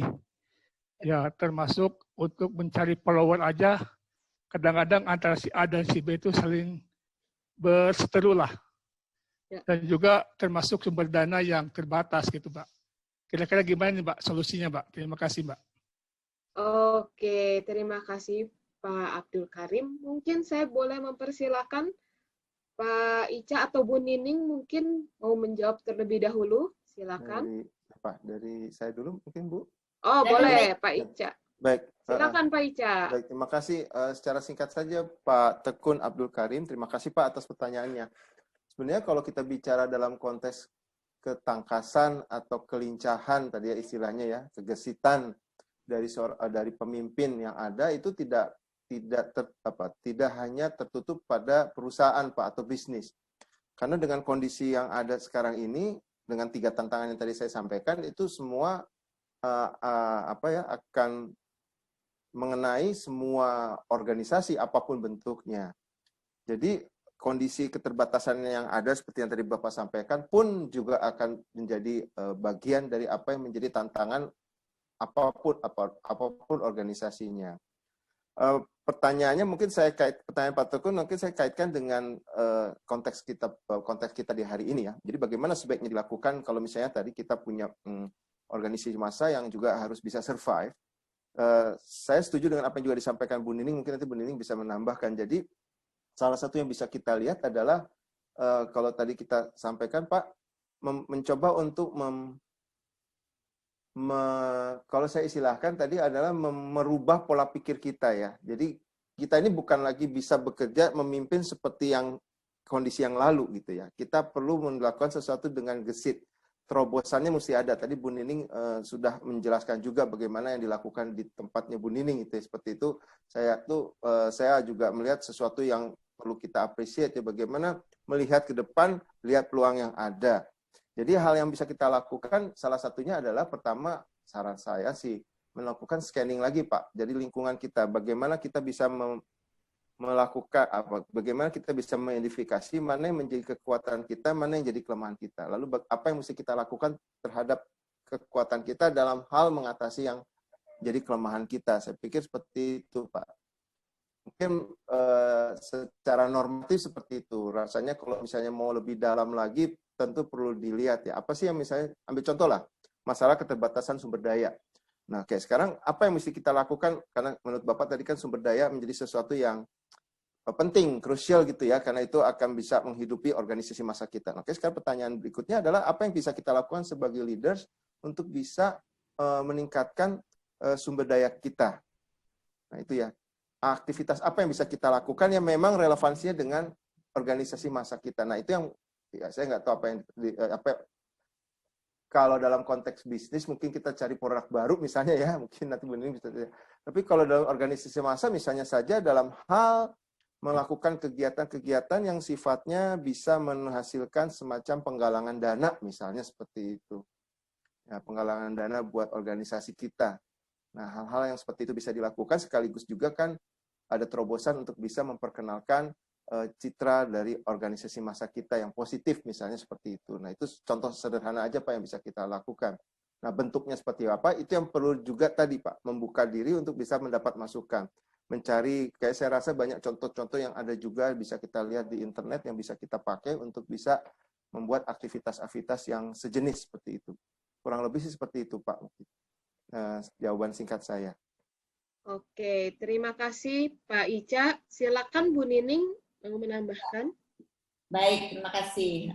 Pak Abdul Karim memang menjadi agile, menjadi gesit itu tidak serta-merta terjadi. Ya. Jadi memang harusnya ada satu proses dalam arti saat mungkin tadi juga disampaikan oleh Pak Ica, kita juga nggak mungkin bisa melakukan itu sendiri, tetapi dalam konteks tim. Jadi yang terpenting memang kita harus melihat dulu nih resources-nya dari sisi people-nya, apakah semua bisa berlari bersama misalnya, untuk kemudian terbuka bersama. Jadi kalau misalnya ide juga cuma dari satu orang ya tentu akan sulit. Menjadi gesit itu betul-betul merubah pola pikir sebenarnya. Jadi bukan hanya perilaku tapi mindset kita sendiri.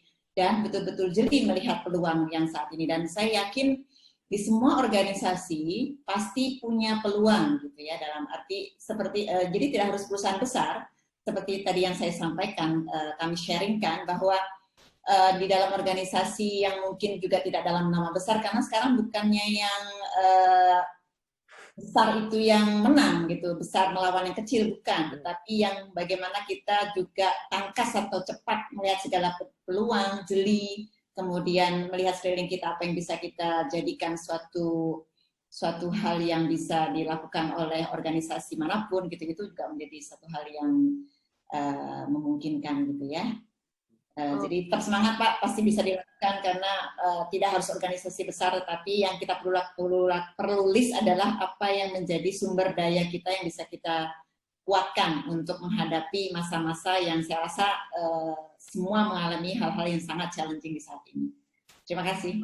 Oke, terima kasih Bu Nining dan Pak Ica jawabannya. Jadi memang kalau tadi kita lihat nggak dibedakan ya organisasi apa gitu ya, tapi memang apapun itu skalanya besar atau kecil, tetap memang ketika kita butuh pemimpin yang agile memang harus menjalani sebuah proses gitu ya Bu ya.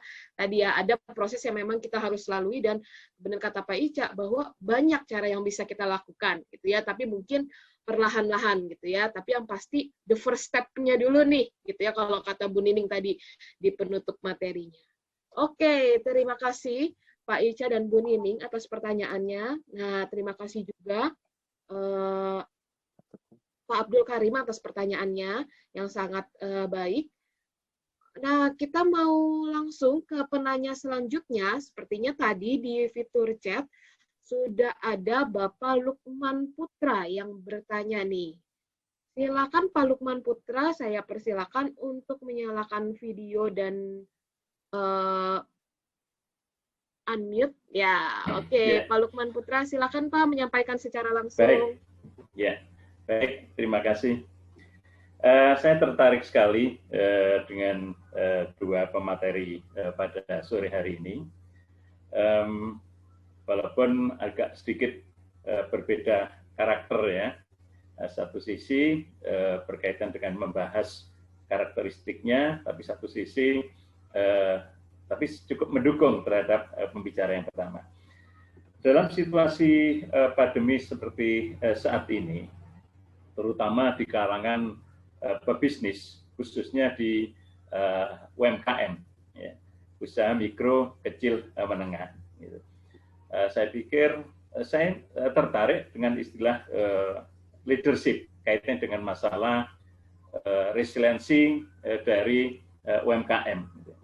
Untuk untuk pembicara pertama, ya, saya ingin tahu bagaimana sih cara untuk membangun, mempertahankan dan merawat leadership, ya, seorang pelaku UMKM. Ini. Karena situasi seperti ini, kondisi yang up down gitu sering terjadi di masyarakat UMKM. Gitu. Ini yang untuk pembicara pertama. Sedangkan untuk pembicara yang kedua, Bu Nining, itu. Kalau saya melihat apa yang disampaikan Bu Nining adalah berangkat dari suatu perusahaan yang dengan background experience atau pengalaman yang cukup solid gitu ya. Nah, dalam hal ini bagaimana apabila hal ini terjadi dalam seorang pebisnis pemula gitu. Ya. Apakah artinya tadi istilahnya Bu Nining apa tadi saya lupa. Itu bagaimana kalau itu di karakternya membangun karakternya sebagai seorang pebisnis pemula. Karena dalam situasi seperti ini dengan banyaknya PHK dan sebagainya, sekarang ini banyak muncul wirausaha pemula gitu ya, seperti itu. Ya, terima kasih. Salam sehat tentunya. Oke, terima kasih Pak Lukman pertanyaannya. Ini super dan menarik sekali, sungguh praktikal nih rasanya. Ya. Bermanfaat banget buat teman-teman, terutama di UMKM gitu ya tadi. Nah, mungkin boleh ke Bu Nining dulu kali ya. Oke. Siap. Yang menjawab tadi gantian nih. Silakan Bu Nining. Iya. Terima kasih Bapak Lukman Putra. Pak Lukman Putra. Jadi sebenarnya kita juga menghadapi sih Pak di grup kami ini bisnis yang baru tumbuh. Seperti tadi e-sport gitu ya, itu kan baru tumbuh sebenarnya. Jadi membentuknya tentunya ya lebih ke agak sulitnya adalah, let's say misalnya ini adalah sesuatu hal yang sifatnya betul-betul baru gitu ya. Kalau betul-betul baru, kalau di dalam organisasi kami memang tidak menentukan satu target tertentu gitu ya yang langsung harus dicapai. Tetapi yang penting adalah mengenerate semua ideas itu sendiri dulu, kemudian membangun bersama apa yang akan dilakukannya. Terkait dengan para leaders, memang akhirnya di awal-awal leaders itu menjadi sangat yang dibutuhkan adalah visi-visinya, visionernya.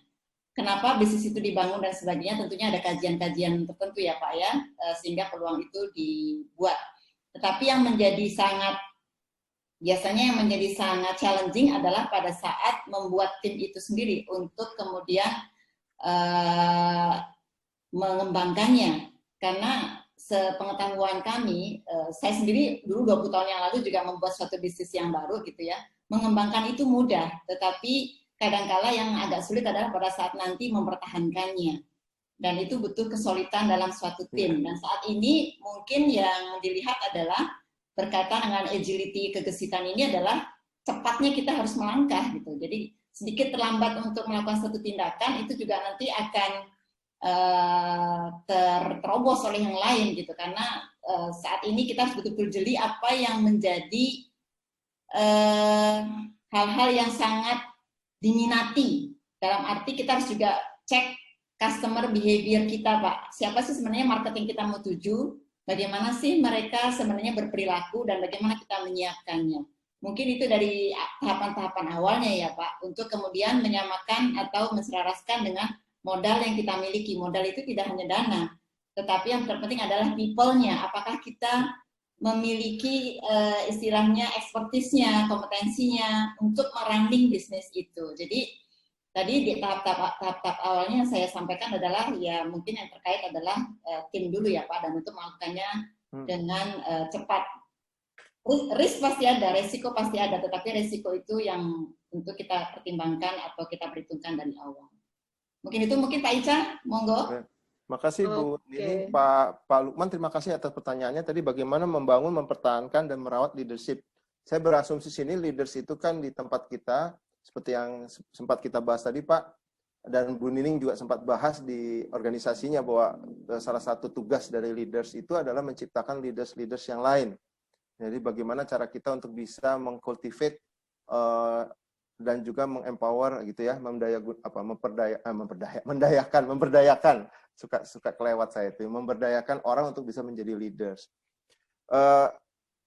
Saya sepakat Pak dengan apa yang disampaikan Bu Nining tadi. Pertama, yang pasti untuk supaya bisa tetap punya leadership yang optimum, harus selalu dimulai dengan adanya sasaran, kalau tadi dikatakan juga visi. Jadi ini fokusnya mau kemana sih kita gitu kan.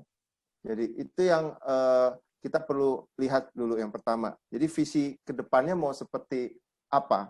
Lalu kemudian yang kedua, konsisten dan komitmen terhadap visi itu seperti yang tadi saya sampaikan juga, itu menjadi penting kalau lihat dari teorinya nih Pak. Kemudian yang ketiga tadi Pak, bahwa yang tadi sudah sempat juga dibahas oleh Bu Nining ya, bahwa namanya sekarang dalam kondisi seperti ini, kita nggak hanya bisa menjadi one man show. Apalagi kalau di UMKM itu kita perlu punya tim. Menganggap bahwa orang itu adalah juga bisa memimpin dirinya sendiri. Saya ambil contoh yang pernah terjadi dengan rekan saya yang kebetulan membangun suatu desa wisata. Begitu dia datang, desanya tuh belum jadi desa wisata, terus dia punya ide, ini gimana, ini sebenarnya kita punya sesuatu yang bisa dikembangkan. Tapi dia nggak bisa kerja sendiri, Pak. Maka dia mengembangkan dengan cara mengempower banyak orang yang dianggap bisa mensupport visinya dia untuk membangun desanya menjadi desa wisata. Dia kembangkan pakai skema bahwa dia pikir gini, intinya gini, kalau ada turis masuk dari pintu masuk, keluar dari ujung desanya, uangnya udah habis, gitu aja deh.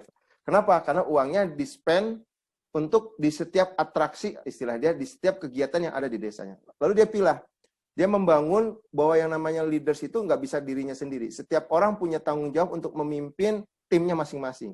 Yang dia kembangkan di setiap, dia bilang, kalau yang dia contohkan ke saya adalah, di setiap kegiatan, misalnya, rumah sebelah utara, dia punya misalnya cerita tentang menanam, turis bisa nanam padi, ada yang ngangon kerbau, dan sebagainya. Masing-masing dipercaya untuk bisa ngatur dirinya sendiri. Jadi bukan seperti karena saya yang punya pengetahuan, saya punya visi, ini harus begini, enggak. Jadi dia bebaskan orang, di-empower untuk bisa jalan. Saya sepakat tadi seperti yang dikatakan oleh disampaikan juga contoh dari Bu Nining. Nah, itu yang dilakukan, Pak. Jadi secara otomatis yang namanya leaders akan terbentuk sendiri sesuai dengan kondisinya. Itu. Nah, yang penting adalah bagaimana sebagai pemula, maksudnya kita yang pemicunya itu adalah bisa memberikan semacam visi yang bisa diterima, dibeli gitu oleh orang-orang yang akan kita anggap nanti bisa melit masing-masing orang itu. Jadi timnya seperti itu Pak contohnya. Dan itu konsisten Pak. Dalam arti konsisten itu dia terjun langsung. Saya suka percaya apa yang disebut sebagai walk the talk gitu ya. Bagaimana dia terjun langsung, dia kuasai dulu, dia meninggalkan pekerjaannya untuk kembali ke desanya dan sebagainya, dan alhamdulillah sekarang malah dia sudah keliling Indonesia untuk menjadi pemateri dan juga kalau tidak salah aktif di asosiasi desa wisata misalnya, dengan contoh yang dia bawa nanti itu yang dia lakukan di situ Pak, dan itu dilakukan dengan cepat. dilakukan dengan cepat. Saya ambil contoh saja sederhana, kalau Bapak Ibu pernah lihat ada yang namanya ini ya, wayangan, bikin wayang dari jerami. Ambil contoh ya, dari jerami dia bikin, dia latih. Apa yang bisa kita jual lagi dari desa kita? Jadi idenya bukan dari dia, idenya dari masyarakat. Ini gini, ini mainan anak-anak nih. Oke, kita mau jual berapa? Misalnya beli satu ikat jerami harganya nggak sampai 10.000, tapi begitu jadi wayang harganya jadi 10.000. Dia jual. Terus mikir lagi, oh kalau udah dia jual, oke, sekarang next-nya apa nih? Nah, itu yang kemudian kalau kita mau bicara agile tadi, mesti mikirnya gitu terus. Next-nya apa lagi ya? Seperti tadi kan, next-nya apa lagi ya? Oh, kita mau bikin e-sport. Nanti, tadi Bu Nining udah kasih portofolionya tuh, abis e-sport mau apa lagi tuh sampai ada LMS kan? Terus apa lagi? Itu yang mereka lakukan apa, Pak? Contoh itu tadi ya. Apalagi yang bisa dijual? Kenapa nggak dijual dalam bentuk bingkai? Jadi harganya lebih murah. Oke, jadi bingkai. Apalagi ya yang mesti diambil? Akhirnya ujungnya seperti ini yang dia lakukan. Dia bikin atraksi bagaimana kalau turis datang, terutama turis asing, itu bisa bikin wayang. Jadi nanti bayar sekian rupiah, dikasih dua jerami. Nanti bikin, wah excited, wih bisa, oke. Mau lagi nggak? Mau. Ya udah, tapi jerami ketiga, jerami keempat udah dihargain tuh. Nanti kalau udah selesai mau dibawa, nanti boleh dibawa ke pesawat, bengkok-bengkok. Don't worry sir, kita jual bingkainya. Dan itu harganya jauh lebih mahal daripada cuman sekedar jualan jeraminya. Karena yang dia jual adalah cara bikinnya, pengalaman orang untuk bikinnya. Nah itu muncul akibat dari tadi Pak, konsistensi dia dalam melihat peluang yang ada. Nah, itu saya kaitkan kembali dengan konsep yang tadi dibahas, bahwa yang namanya menjadi tangkas, kita harus bisa melihat terobosan yang ada. Dengan tentunya tidak melupakan risiko yang muncul seperti yang tadi disampaikan. Kurang lebih contohnya seperti itu, Pak. Jadi ya seperti itulah mungkin. Ya, terima kasih Pak Ica dan Bu Nining. Jadi kalau saya boleh rangkumkan nih untuk Pak Lukman dan teman-teman semua, bahwa memang ketika kita berbicara tentang agile ini, apalagi kalau kita ngomongin UMKM, bisnis pemula gitu ya, bahwa yang terpenting adalah idenya dulu gitu ya. Tadi kalau Bu Nining bilangnya visi gitu ya, ke depannya mau gimana, atau kalau kata Pak Ica bilang idenya dulu nih, kita membangun ide-ide dari setiap orang, bukan hanya cuma dari pemimpin nih, tapi juga dari satu tim gitu ya, dan juga tentunya pastinya untuk lebih lanjut lagi perlu ada komitmen gitu ya Pak ya, kurang lebih. Oke, nah kita menarik banget nih, makin lama makin menarik. Saya lihat tadi contohnya Pak Ica juga sangat menarik, memberikan contoh yang nyata, kurang lebih gitu ya, bagaimana pemimpin harus agile. Bukan agile ya, Bapak Ibu ya, agile. Nah, oke. Nah, sekarang kita mau masuk ke penanya ketiga. Ya, kita udah mau masuk ke penanya ketiga, ada Bapak Rahmat Priyadi. Ya, silakan Pak Rahmat Priyadi untuk di videonya dinyalakan, juga di unmute gitu. Ya, silakan Pak Rahmat Priyadi.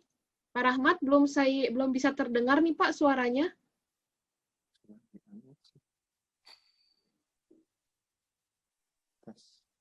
Ya. Ya. Sudah terdengar suaranya? Sudah Pak, sudah terdengar. Silakan Pak Rahmat. Terima kasih Mbak Teknika, Pak Riza dan Mbak Nining. Materinya sangat bagus sekali buat saya untuk sore hari ini. Saya bekerja di salah satu karyawan swasta. Yang ingin saya tanyakan yang pertama adalah bagaimana mentransformasi pola kerja dari hierarkis. Jadi perusahaan saya ini perusahaan yang hierarkisnya agak panjang gitu. Bagaimana caranya merubah pola hierarkis ini menjadi yang leader agile gitu, seperti itu, dengan menyikapi situasi pandemi seperti saat ini. Terus kemudian pertanyaan yang kedua adalah bagaimana menyiapkan mindset agile para leader di organisasi supaya ada agile leadernya nih Pak. Jadi kira-kira dua pertanyaan itu yang saya ingin tanyakan ke Pak Riza sama Bu Nining. Demikian Mbak Benika, terima kasih. Oke, terima kasih Pak Rahmat. Ya, jadi saya pertanyaannya ada 2 gitu ya, kurang lebih bisa dijawab secara langsung. Pertama, bagaimana sih kurang lebih caranya untuk mentransformasikan dari pola hierarkis menjadi pola yang lebih agile, dan juga bagaimana untuk menyiapkan mindset-nya. Ini nih yang lebih penting ya, gimana cara menyiapkan mindset-nya. Ya, silakan Pak Ica atau Bu Nining dulu nih, terserah. Ibu atau saya? Oh, saya. Oke. Oke. Oh, Ibu yang mau mulai. Oke, silakan. Bu Nining dulu, boleh silakan Bu Nining. Ya, jadi terima kasih Pak Rahmat Riyadi. Sayang sekali saya tadi tidak tahu tadi di bidang apa Bapak. Maksudnya di sekarang ini dalam divisi apa gitu ya. Tapi saya bisa menangkap apa yang ditanyakan. Memang kalau kita berbicara mengenai hierarkis dalam konteks yang size-nya besar, itu agak sulit. Tapi mungkin kita bisa mulai dari size kecilnya justru. Jadi mungkin di dalam divisi Bapak sendiri. Let's say misalnya Bapak di divisi HR atau divisi apapun. Apakah untuk menjadi semacam pilot project sih menurut saya. Karena kalau kita bicara mengenai sifatnya yang sudah organisasi yang besar, memotong hierarki itu nggak secepat itu Pak, karena membentuk culture pun juga tahunan itu dibutuhkan. Sehingga yang dilakukan adalah saat ini mungkin bisa dimulai dari tempat yang Bapak pimpin, divisi Bapak sendiri. Apakah memungkinkan itu menjadi agile? Nah, agile tadi ada beberapa hal, yaitu sebenarnya kuncinya kan adaptif dan inovatif. Dan itu akan menjadi mindset bila memang seseorang merasa itu diperlukan gitu. Jadi adakah memang dipentingkan untuk menjadi agile? Karena juga kita tidak bisa semua-muanya cocok gitu ya, tetapi kita lihat dulu situasi, apakah memungkinkan, sasarannya kemana, dan kalau kita tidak berubah, apa yang terjadi saat ini misalnya, karena biasanya kita di-drive oleh suatu teknologi sih untuk menjadi agile. Dan mungkin bisa dilihat dari organisasi Bapak sendiri, artinya untuk bisa membuat orang berperilaku agile atau memiliki mindset terlebih dahulu adalah menyadarkan pentingnya apa untuk menjadi agile. Itu dulu mungkin. Jadi baru kemudian di breakdown, dibutuhkan menjadi seperti ini dan seperti ini, dibutuhkan adanya perubahan dan sebagainya. Karena ada 2 kata kunci, adaptif dan inovatif. Dan itu perlu menjadi satu kebiasaan dulu. Misalnya dari sisi pada saat punya masalah di dalam divisi, kemudian mungkin setiap orang memiliki kontribusi untuk memberikan satu inovasi dan sebagainya, itu adalah melatih untuk memiliki mindset semacam itu. Mungkin itu dari saya, bisa dengan Pak Ica mungkin. Terima kasih Bu Nining, saya lanjutkan. Oke, silakan Pak Ica. Pak Rahmat, ya. Pak Rahmat Riyadi ya, Pak. Ya. Dalam kondisi yang sekarang dengan tantangan yang ada seperti yang tadi sedikit saya jelaskan, Bapak sekalian dan Bapak Ibu yang lain, agility itu menjadi sesuatu yang keniscayaan lah kalau saya katakan, karena bagaimanapun juga kita tidak akan bisa menyelesaikan masalah-masalah yang ada tantangan sekarang dengan cara yang lama. Itu yang saya percayai sejauh ini. Nah, yang menarik adalah begini Pak. Sasaran kita kan sebenarnya minimum kita bisa survive dalam kondisi yang seperti ini. Biasanya orang akan bergerak, jadi kalau misalnya kita ini salah satu yang kadang suka jadi masalah ya, perusahaan kita terlalu hierarkis. Jadi gimana caranya mentransformasi? Salah satu yang bisa kita lihat itu biasanya kalau memang sudah ada. Saya tuh percaya kalau ada kepepet, biasanya orang akan bergerak ya.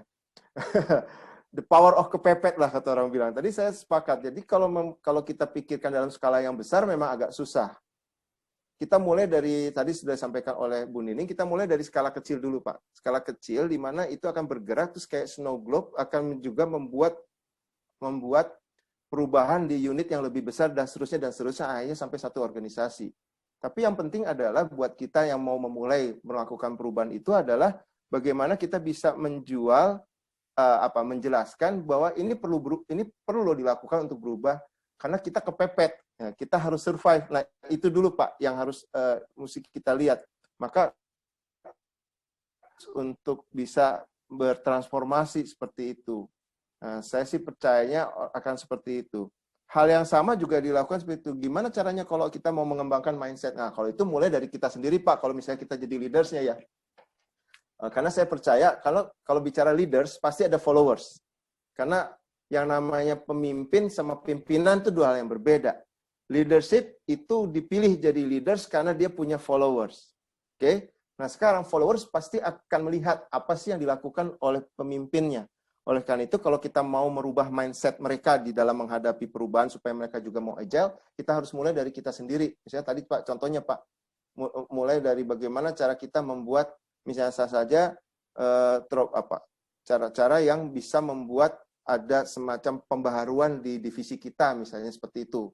Terobosan-terobosan apa yang ada. Jadi kalau misalnya kita mengharapkan orang disiplin dan cepat kerja, ya kita harus buktikan dengan cara kita sendiri disiplin dan cepat dalam kerja, misalnya seperti itu Pak.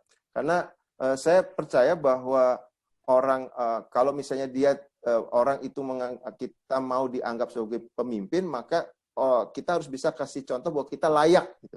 Karena yang namanya leadership itu sesuatu yang di-earn, bukan sesuatu yang ditunjuk gitu ya Pak ya.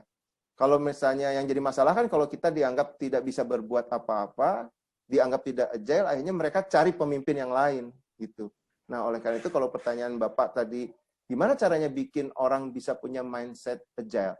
Mulailah dari kita sendiri yang bisa merubah mindset agile kita, Pak. Nanti yang sempat saya bahas juga dalam slide. Nanti mungkin kalau dapat slide-nya bisa dibahas lagi di yang perubahan pola pikir, kurang lebih seperti itu secara. Oke, terima kasih Pak Ica dan Bu Nining. Jadi kalau saya boleh wrap up dari pertanyaannya, memang betul bahwa ketika kita mau mentransformasi langsung secara ekstrim gitu ya, memang tidak mudah gitu ya. Terutama apalagi kalau skala perusahaannya atau skala organisasinya sudah besar. Tapi bukan berarti tidak mungkin dimulai dari divisi sendiri. Atau bahkan kalau tadi kata Pak Ica, dimulai dari diri sendiri gitu ya. Dan untuk mempersiapkan mindset-nya gitu ya, dimulai dari diri sendiri. Kalau untuk tim bisa dimulai dari ada nggak kebutuhan untuk agile itu ya, kalau kata Bu Nining tadi. Dimulai dari pada kebutuhan, lalu hingga kita membangun kebiasaan untuk agile itu. Oke, saya rasa masih ada satu kesempatan untuk penanya selanjutnya. Saya mau mempersilahkan kepada, ini penanya terakhir kita, yaitu Pak Fernando Sitorus. Silakan Pak Fernando. Oke, terima kasih Bu Benika ya. Oke, silakan ya. Pak. Saya mau langsung aja pertanyaan. Jadi ke political safety-nya, ke paham politik kita. Jelas ya suaranya Pak Rija? Ya. Nah, ke paham politik kita kalau dari 360 degrees-nya, kalau 360 derajatnya kita mulai dari mana? Kalau top manajemen udah pasti, ini artinya apakah kita ke jajaran yang di sebelah kita, ataukah di bawahan kita, atau ke atasan kita ya? Yang kita mulai dari politik safety-nya, yang paham politik, yang harus kita kuasai lah. Artinya untuk agile-nya kita udah agile nih. Nah, kita mau mulai dari mana dulu gitu? Oke, thank you Bu Nining sama Pak Rija. Oke, terima kasih Pak Fernando. Nah, mungkin itu pertanyaannya kita harus mulai dari mana nih, gitu ya. Nah, mungkin boleh Pak Ica. Terkait mungkin tadi yang dibahas oleh Bu Nining ya, political savvy ya, political savvy. Bu Nining apa kalau kita bicara political savvy ya, bagaimana cara kita berpolitik ya? Ya. Jadi mungkin karena tadi yang mental tadi ya kayak Bu. Kaitannya kan ke kompetensi. Iya, kompetensi. Itu sebenarnya kemampuan kita bermingle gitu ya, supaya apa yang kita sedang ingin sampaikan gitu ya, kita jual, dia bisa beli gitu intinya. Artinya ide dan sebagainya, karena kalau kita juga tidak kuat di dalam networking, kemudian kita tidak kuat untuk bisa menjalin interpersonal dengan berbagai level, itu menjadi mentah begitu, artinya tidak terjual apa yang menjadi ide kita. Tadi mungkin Pak Fernando menanyakannya dimulai dari mana dulu tuh, kiri, kanan, atas, ke bawah gitu ya. Sebenarnya sih kalau kita namanya menjual, itu yang paling sulit itu sebenarnya ke atas gitu ya sebenarnya.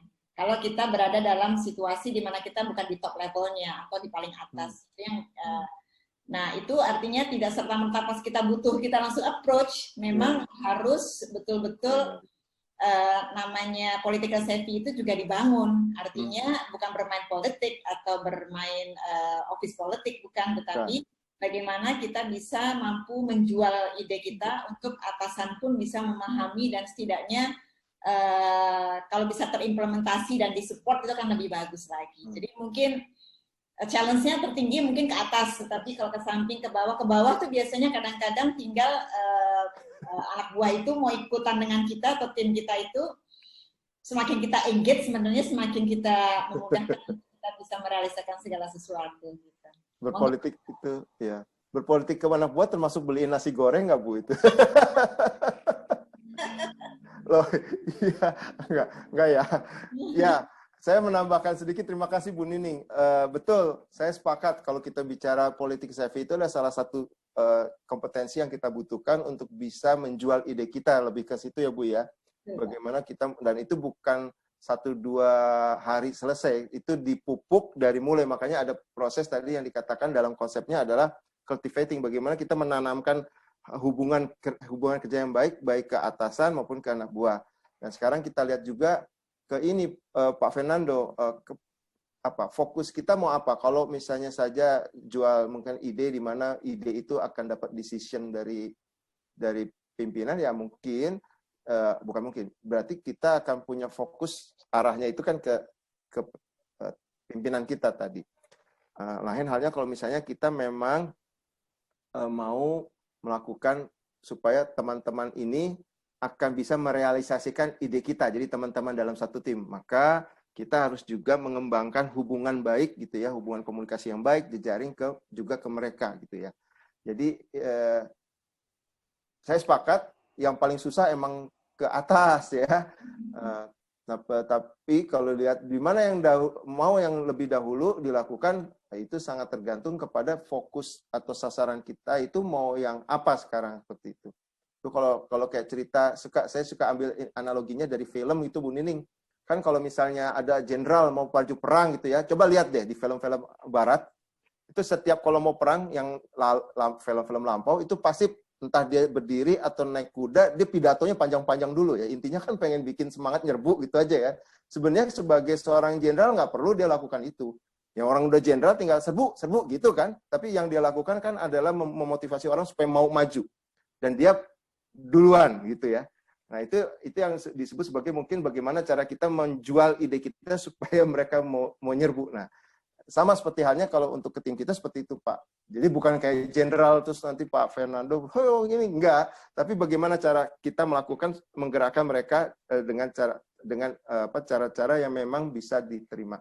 Tapi tadi tuh satu catatan penting yang diberikan oleh Bu Nining ya Bu ya, itu bukan sesuatu yang 1-2 hari ya. Iya, Pak. Menjalinnya dari sekarang Pak. Political savvy itu dilakukan sebagai kompetensi yang harus diasah ya Bu ya. Dan itu dilatihnya dari sekarang. Bagaimana cara kita membangun hubungan, bagaimana kita coba berempati pada orang gitu ya Bu ya. Bagaimana cara kita untuk bisa melihat kebutuhan tadi stakeholder yang tadi sempat saya bahas juga, itu salah satu cara kita untuk bisa membuat orang lain mudah untuk bisa membeli ide kita nantinya. Nah, membelinya bisa macam-macam karena lihat manfaat, karena nggak enak kadang ya. Nah itu juga termasuk policy savvy. Aduh, ini kayaknya udah baik sama kita, masa kita nggak ikut dia, kan bisa juga cara itu terjadi. Tapi setidaknya orang tergerak untuk ikut kita, kira-kira seperti itu. Itu tambahan dari saya. Oke, terima kasih Pak Ica, Bu Nining atas jawabannya tadi pertanyaan Pak Fernando. Kalau mulai harus dari mana terkait dengan political savvy itu bisa tergantung tujuannya gitu ya. Karena memang kita kalau tujuannya tadi harapannya bisa bukan menjual ide doang, tapi bisa meng-empower yang lainnya juga gitu ya. Oke. Nah, terima kasih atas jawabannya dan pertanyaannya. Saya yakin banyak sekali Bapak Ibu yang ingin bertanya secara langsung. Namun memang karena keterbatasan waktu kita juga yang harus kita ada di terbatas gitu ya. Rasanya mau bertanyanya mau banyak, tapi tenang, jangan sedih Bapak Ibu. Tuh, jangan sedih Bapak Ibu, jangan manyun kayak yang di foto itu. Tenang, masih ada kesempatan bagi Sobat PPM yang masih ingin bertanya untuk kedua narasumber yang keren pada hari ini. Bisa langsung mengirimkan pertanyaannya kepada email pojokpintarmanajemen@gmail.com dengan subjek nama Anda _seri 24 yang ditunggu paling lambat pada tanggal 3 Oktober 2020. Nah, tentunya pertanyaan-pertanyaan ini nanti akan jadi PR buat para pembicara kita nih, buat Pak Ica, buat Bu Nining gitu ya. Tuh tenang Bapak Ibu, dijawab langsung. Tenang, bukan saya yang jawab ya Bapak Ibu ya. Akan dijawab langsung oleh Pak Ica dan juga akan dijawab langsung oleh Bu Nining melalui email. Jadi mungkin tadi beberapa kesempatan ada yang sudah menyampaikan pertanyaannya di chat, bisa juga mengirimkan pertanyaannya ke pojokpintarmanajemen@gmail.com. Gitu ya Bapak Ibu ya. Jadi saya harap masih tetap bersemangat karena memang ini materinya menarik sekali. Oke, dengan berakhirnya sesi tanya jawab ini, izinkan saya untuk kita hampir sampai nih di penghujung acara, tapi jangan sedih karena pada kesempatan ini saya ingin coba membungkus materinya gitu ya. Tentunya bukan dibungkus pakai karet 2 karena itu jadinya pedas. Nah, tapi kita mau menyimpulkan dulu dari materi yang disampaikan oleh Pak Ica maupun Bu Nining. Nah, saya setuju nih kalau kata Pak Ica bilang tadi tantangannya di depan itu memang besar gitu ya. Banyak banget tantangannya yang sedang kita hadapi saat ini. Nah, oleh karena itu kita sebagai leader yang mungkin punya tim, punya followers, punya organisasi, itu harus mampu nih leadernya untuk memimpin menghadapi krisis ini, gitu ya. Jadi peranan leader memang di sini menjadi sangat besar karena tantangannya tinggi, tuntutannya tinggi juga, gitu ya. Sehingga yang diharapkan bukan cuma kompetensinya aja nih di leaders, tapi juga harus bisa berinovasi. Nah, oleh karena itu tadi kalau Pak Ica bilang harus tangkas. Tangkas itu harus yang seperti apa? Harus lincah tapi anggun gitu ya. Harus lincah tapi nggak gerabak-gerubuk kalau katanya Pak Ica tadi. Nah, jadi kalau di tangkas itu berbicara bukan sekedar gerakan kita, tapi itu lebih kepada pola pikir. Bagaimana untuk mencari jalan terbaik gitu ya, untuk mencapai, untuk bisa achieve goal kita dengan tentunya didukung dengan culture juga gitu ya. Kita membangun culture juga. Nah, setuju dengan hal tersebut, Bu Nining juga menyampaikan dan kita juga belajar juga nih dari sahabat utama grup bahwa dibilang agile itu nggak cukup dari diri sendiri, tapi kita harus punya dibangun dari culture itu ya Bu ya, harus ada budayanya gitu ya untuk kita bisa menggapai bisnis ke depan. Kita perlu leader yang agile gitu ya dalam khususnya untuk melatih kita untuk terus berkembang gitu ya. Nah, kalau tadi Bu Nining udah sampaikan juga leader yang gesit itu harus seperti apa? Harus yang tenang tapi tangguh gitu ya. Tadi katanya nggak mudah menyerah tapi tetap multitasker gitu ya, tetap fleksibel menghadapi segala target dan juga terbuka terhadap hal-hal baru gitu ya dengan perubahan yang ada. Nah, kita juga harus mampu bernegosiasi dan juga membangun network. Tapi yang perlu saya highlight juga dari sesi tanya jawab kita bahwa memang membangun seorang karakter leader yang agile itu memang bukan PR yang mudah gitu ya, Bapak Ibu ya. Bukan PR yang mudah, perlu di setapak demi setapak, tapi kalau kata Bu Nining, kata Pak Ica, jangan khawatir. Tetap pasti bisa gitu ya, asal kita berani untuk mengambil satu langkah pertama gitu ya, bahwa nanti ke depannya kita akan melanjutkan ke langkah-langkah berikutnya. Oleh karena itu, saya akan juga mempersilahkan kepada para pembicara kita untuk memberikan closing statement-nya nih. Mungkin untuk Pak Ica dulu, silakan Pak Ica untuk memberikan closing statement-nya. Terima kasih Mbak Benika dan Bu Nining. Bapak Ibu sekalian, jadi seperti yang saya sampaikan, menjadi agile khususnya bagi seorang leader saat ini menjadi keniscayaan. Tapi sulit dan butuh proses, tapi harus dilakukan. Karena apa? Karena perubahan yang ada di luar itu nggak menunggu kita siap dulu, gitu kan? Selalu akan ada perubahan yang terjadi, dan itu sifatnya tadi selalu sesuatu yang tidak kita harapkan. Oleh karena itu aspek itu menjadi penting Bapak Ibu sekalian kalau kita lihat ya. Jadi kita selalu mencoba berusaha istilahnya berproses di dalam proses ini dan apa sesuatu yang ada. Saya kadang suka bilang gini, kita ini sekarang jadi tipe yang mau nanti bagaimana atau bagaimana nanti sih gitu ya.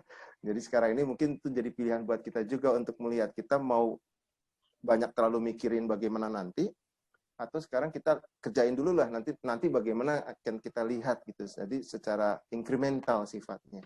Kira-kira seperti itu dari saya. Semoga sukses Bapak Ibu sekalian, sehat selalu. Demikian. Oke, terima kasih Pak Ica atas closing statement-nya.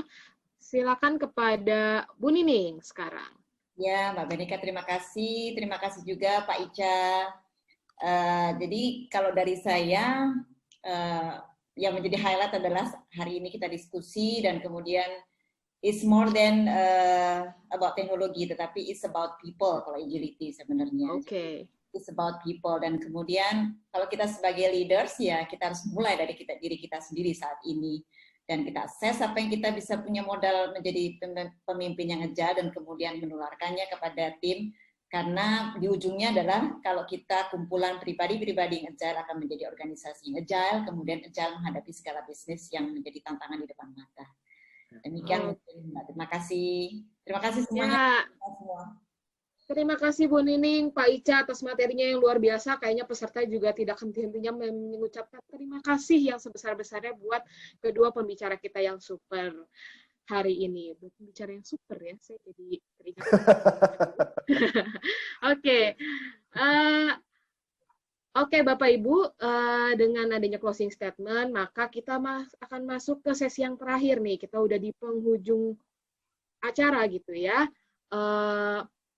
Untuk memberikan, kami mengharapkan Bapak Ibu untuk bisa memberikan feedback gitu ya, seperti yang saya jelaskan di awal, bahwa masukan dari Bapak Ibu sangat berarti bagi kami untuk memberikan pelayanan yang lebih baik gitu ya, untuk membawakan materi pojok pintar juga yang lebih baik. Oleh karena itu, saya berharap sobat-sobat PPM di sini mengisi link feedback yang tampil di layar, bisa di-scan atau langsung ke bit.ly/feedback PPM 24. Nah, ditunggu. Untuk tadi mungkin banyak yang bertanya, gimana saya bisa mengakses materinya?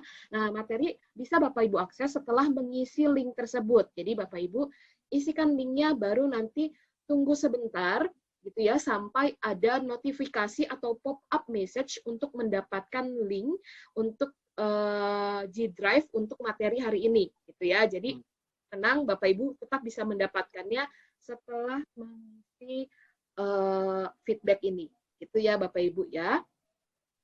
Oke, silakan di-scan atau silakan langsung ketikkan saja bit.ly/feedback PPM 24. Oke, ya selanjutnya ya mungkin bisa selanjutnya.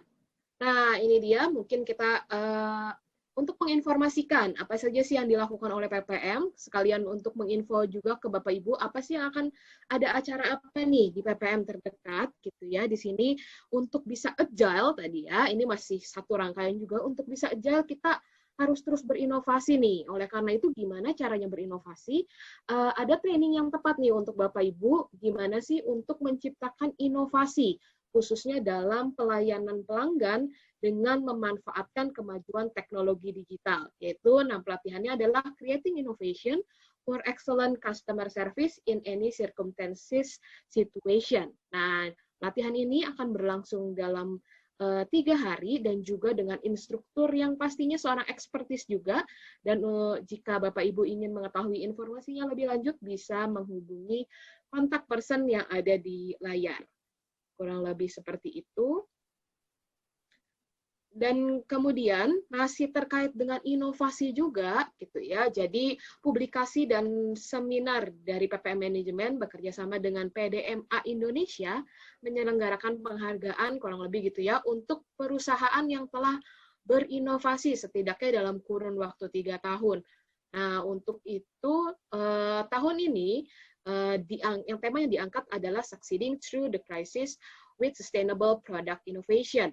Nah, oleh karena itu, jika Bapak Ibu merasa perusahaannya telah melakukan inovasi setidaknya dalam kurun waktu 3 tahun ini, silakan mendaftar. Mana tahu Bapak Ibu menjadi perusahaan yang paling melakukan inovasi, yang melakukan perusahaan yang melakukan inovasi paling baik gitu ya, paling wah gitu. Oke. Nah, selanjutnya kita juga di PPM memiliki mini MM gitu ya. Ini merupakan program ya, kalau Bapak Ibu misalnya nggak punya banyak waktu untuk mengikuti program MM gitu ya, tapi pengen tahu nih apa sih ilmunya, pengen nyerap ilmunya. Oleh karena itu ini produk baru dari kami juga, ada namanya program mini MM. Nah, kalau Bapak Ibu mau mengetahuinya lebih lanjut, bisa menghubungi kontak WhatsApp atau link yang tertera di layar Bapak Ibu. Seperti itu. Nah, mungkin selanjutnya akan ada video ya yang diputarkan terkait dengan HCNC 2020.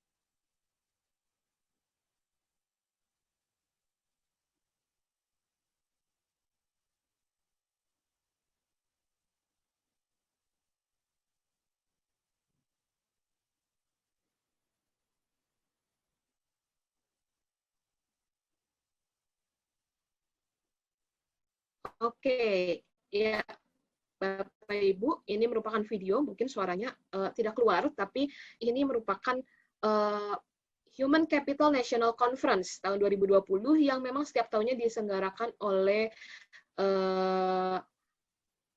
ya. Oke, nah jadi kami mengajak Bapak Ibu untuk menjadi bagian dari New Human Capital National Conference tahun 2020, dan khususnya untuk conference ini akan ada diskon yang menarik nih. Jadi kita juga nggak kalah dengan online shop tetangga gitu ya, bahwa dalam rangka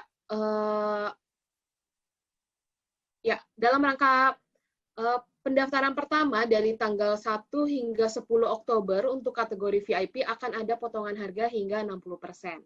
Nah, untuk Bapak Ibu yang penasaran atau pengen tahu lebih lanjut, bisa menghubungi kontak yang ada di chatbox, atau jika kalau yaudah nih sekalian langsung mau daftar, bisa langsung ke http://ppm registrasi HCNC 2020. Oke. Nah, terima kasih Bapak Ibu. Sekian tadi informasi saya terkait dengan apa sih yang ada di PPM saat ini. Semoga Bapak Ibu bisa terus mengupdate menjadi pribadi yang nggak takut dengan hal baru, tapi terus belajar gitu ya. Oke, teman-teman PPM, sobat PPM yang sudah setia menunggu dari jam 4 mendengarkan dan sudah excited, terima kasih atas kesediaannya, bahwa saya sangat bersyukur Pojok Pintar Manajemen seri ke-24 hari ini bisa terlaksana dengan baik. Saya juga mewakili peserta mengucapkan terima kasih nih kepada kedua narasumber kita, Pak Ica dan Bu Nining, yang sudah menyempatkan waktunya yang sangat berharga untuk berbagi pengetahuan, pengalamannya ke kami semua. Semoga Bapak Ibu sehat selalu gitu ya, dan juga saya juga mau berterima kasih nih kepada peserta yang sudah sangat aktif dan juga excited juga, terutama dalam bertanya gitu ya, untuk menyimak dengan antusias, positif, dan juga kolaboratif selama acara Pojok Pintar Manajemen kita pada hari ini. Nah, saya memohon maaf jika ada kekurangan selama acara ini berlangsung, begitu juga jika ada kata-kata saya yang kurang berkenan. Semoga kita semua selalu sehat gitu ya, itu doanya mungkin ya, yang sekarang ini yang lebih penting adalah selalu sehat dan pantang berhenti berkarya walau sebagian dari kita masih harus di rumah aja. Nah, saya mewakili pembicara dan tim Pojok Pintar Manajemen mohon pamit. Sampai bertemu lagi di seri Pojok Pintar Manajemen dan kegiatan PPM lainnya, terutama di HCNC 2020. Jangan lupa ya Bapak Ibu daftar. Nah, oke. Selamat sore Bapak Ibu semua. Wassalamualaikum warahmatullahi wabarakatuh.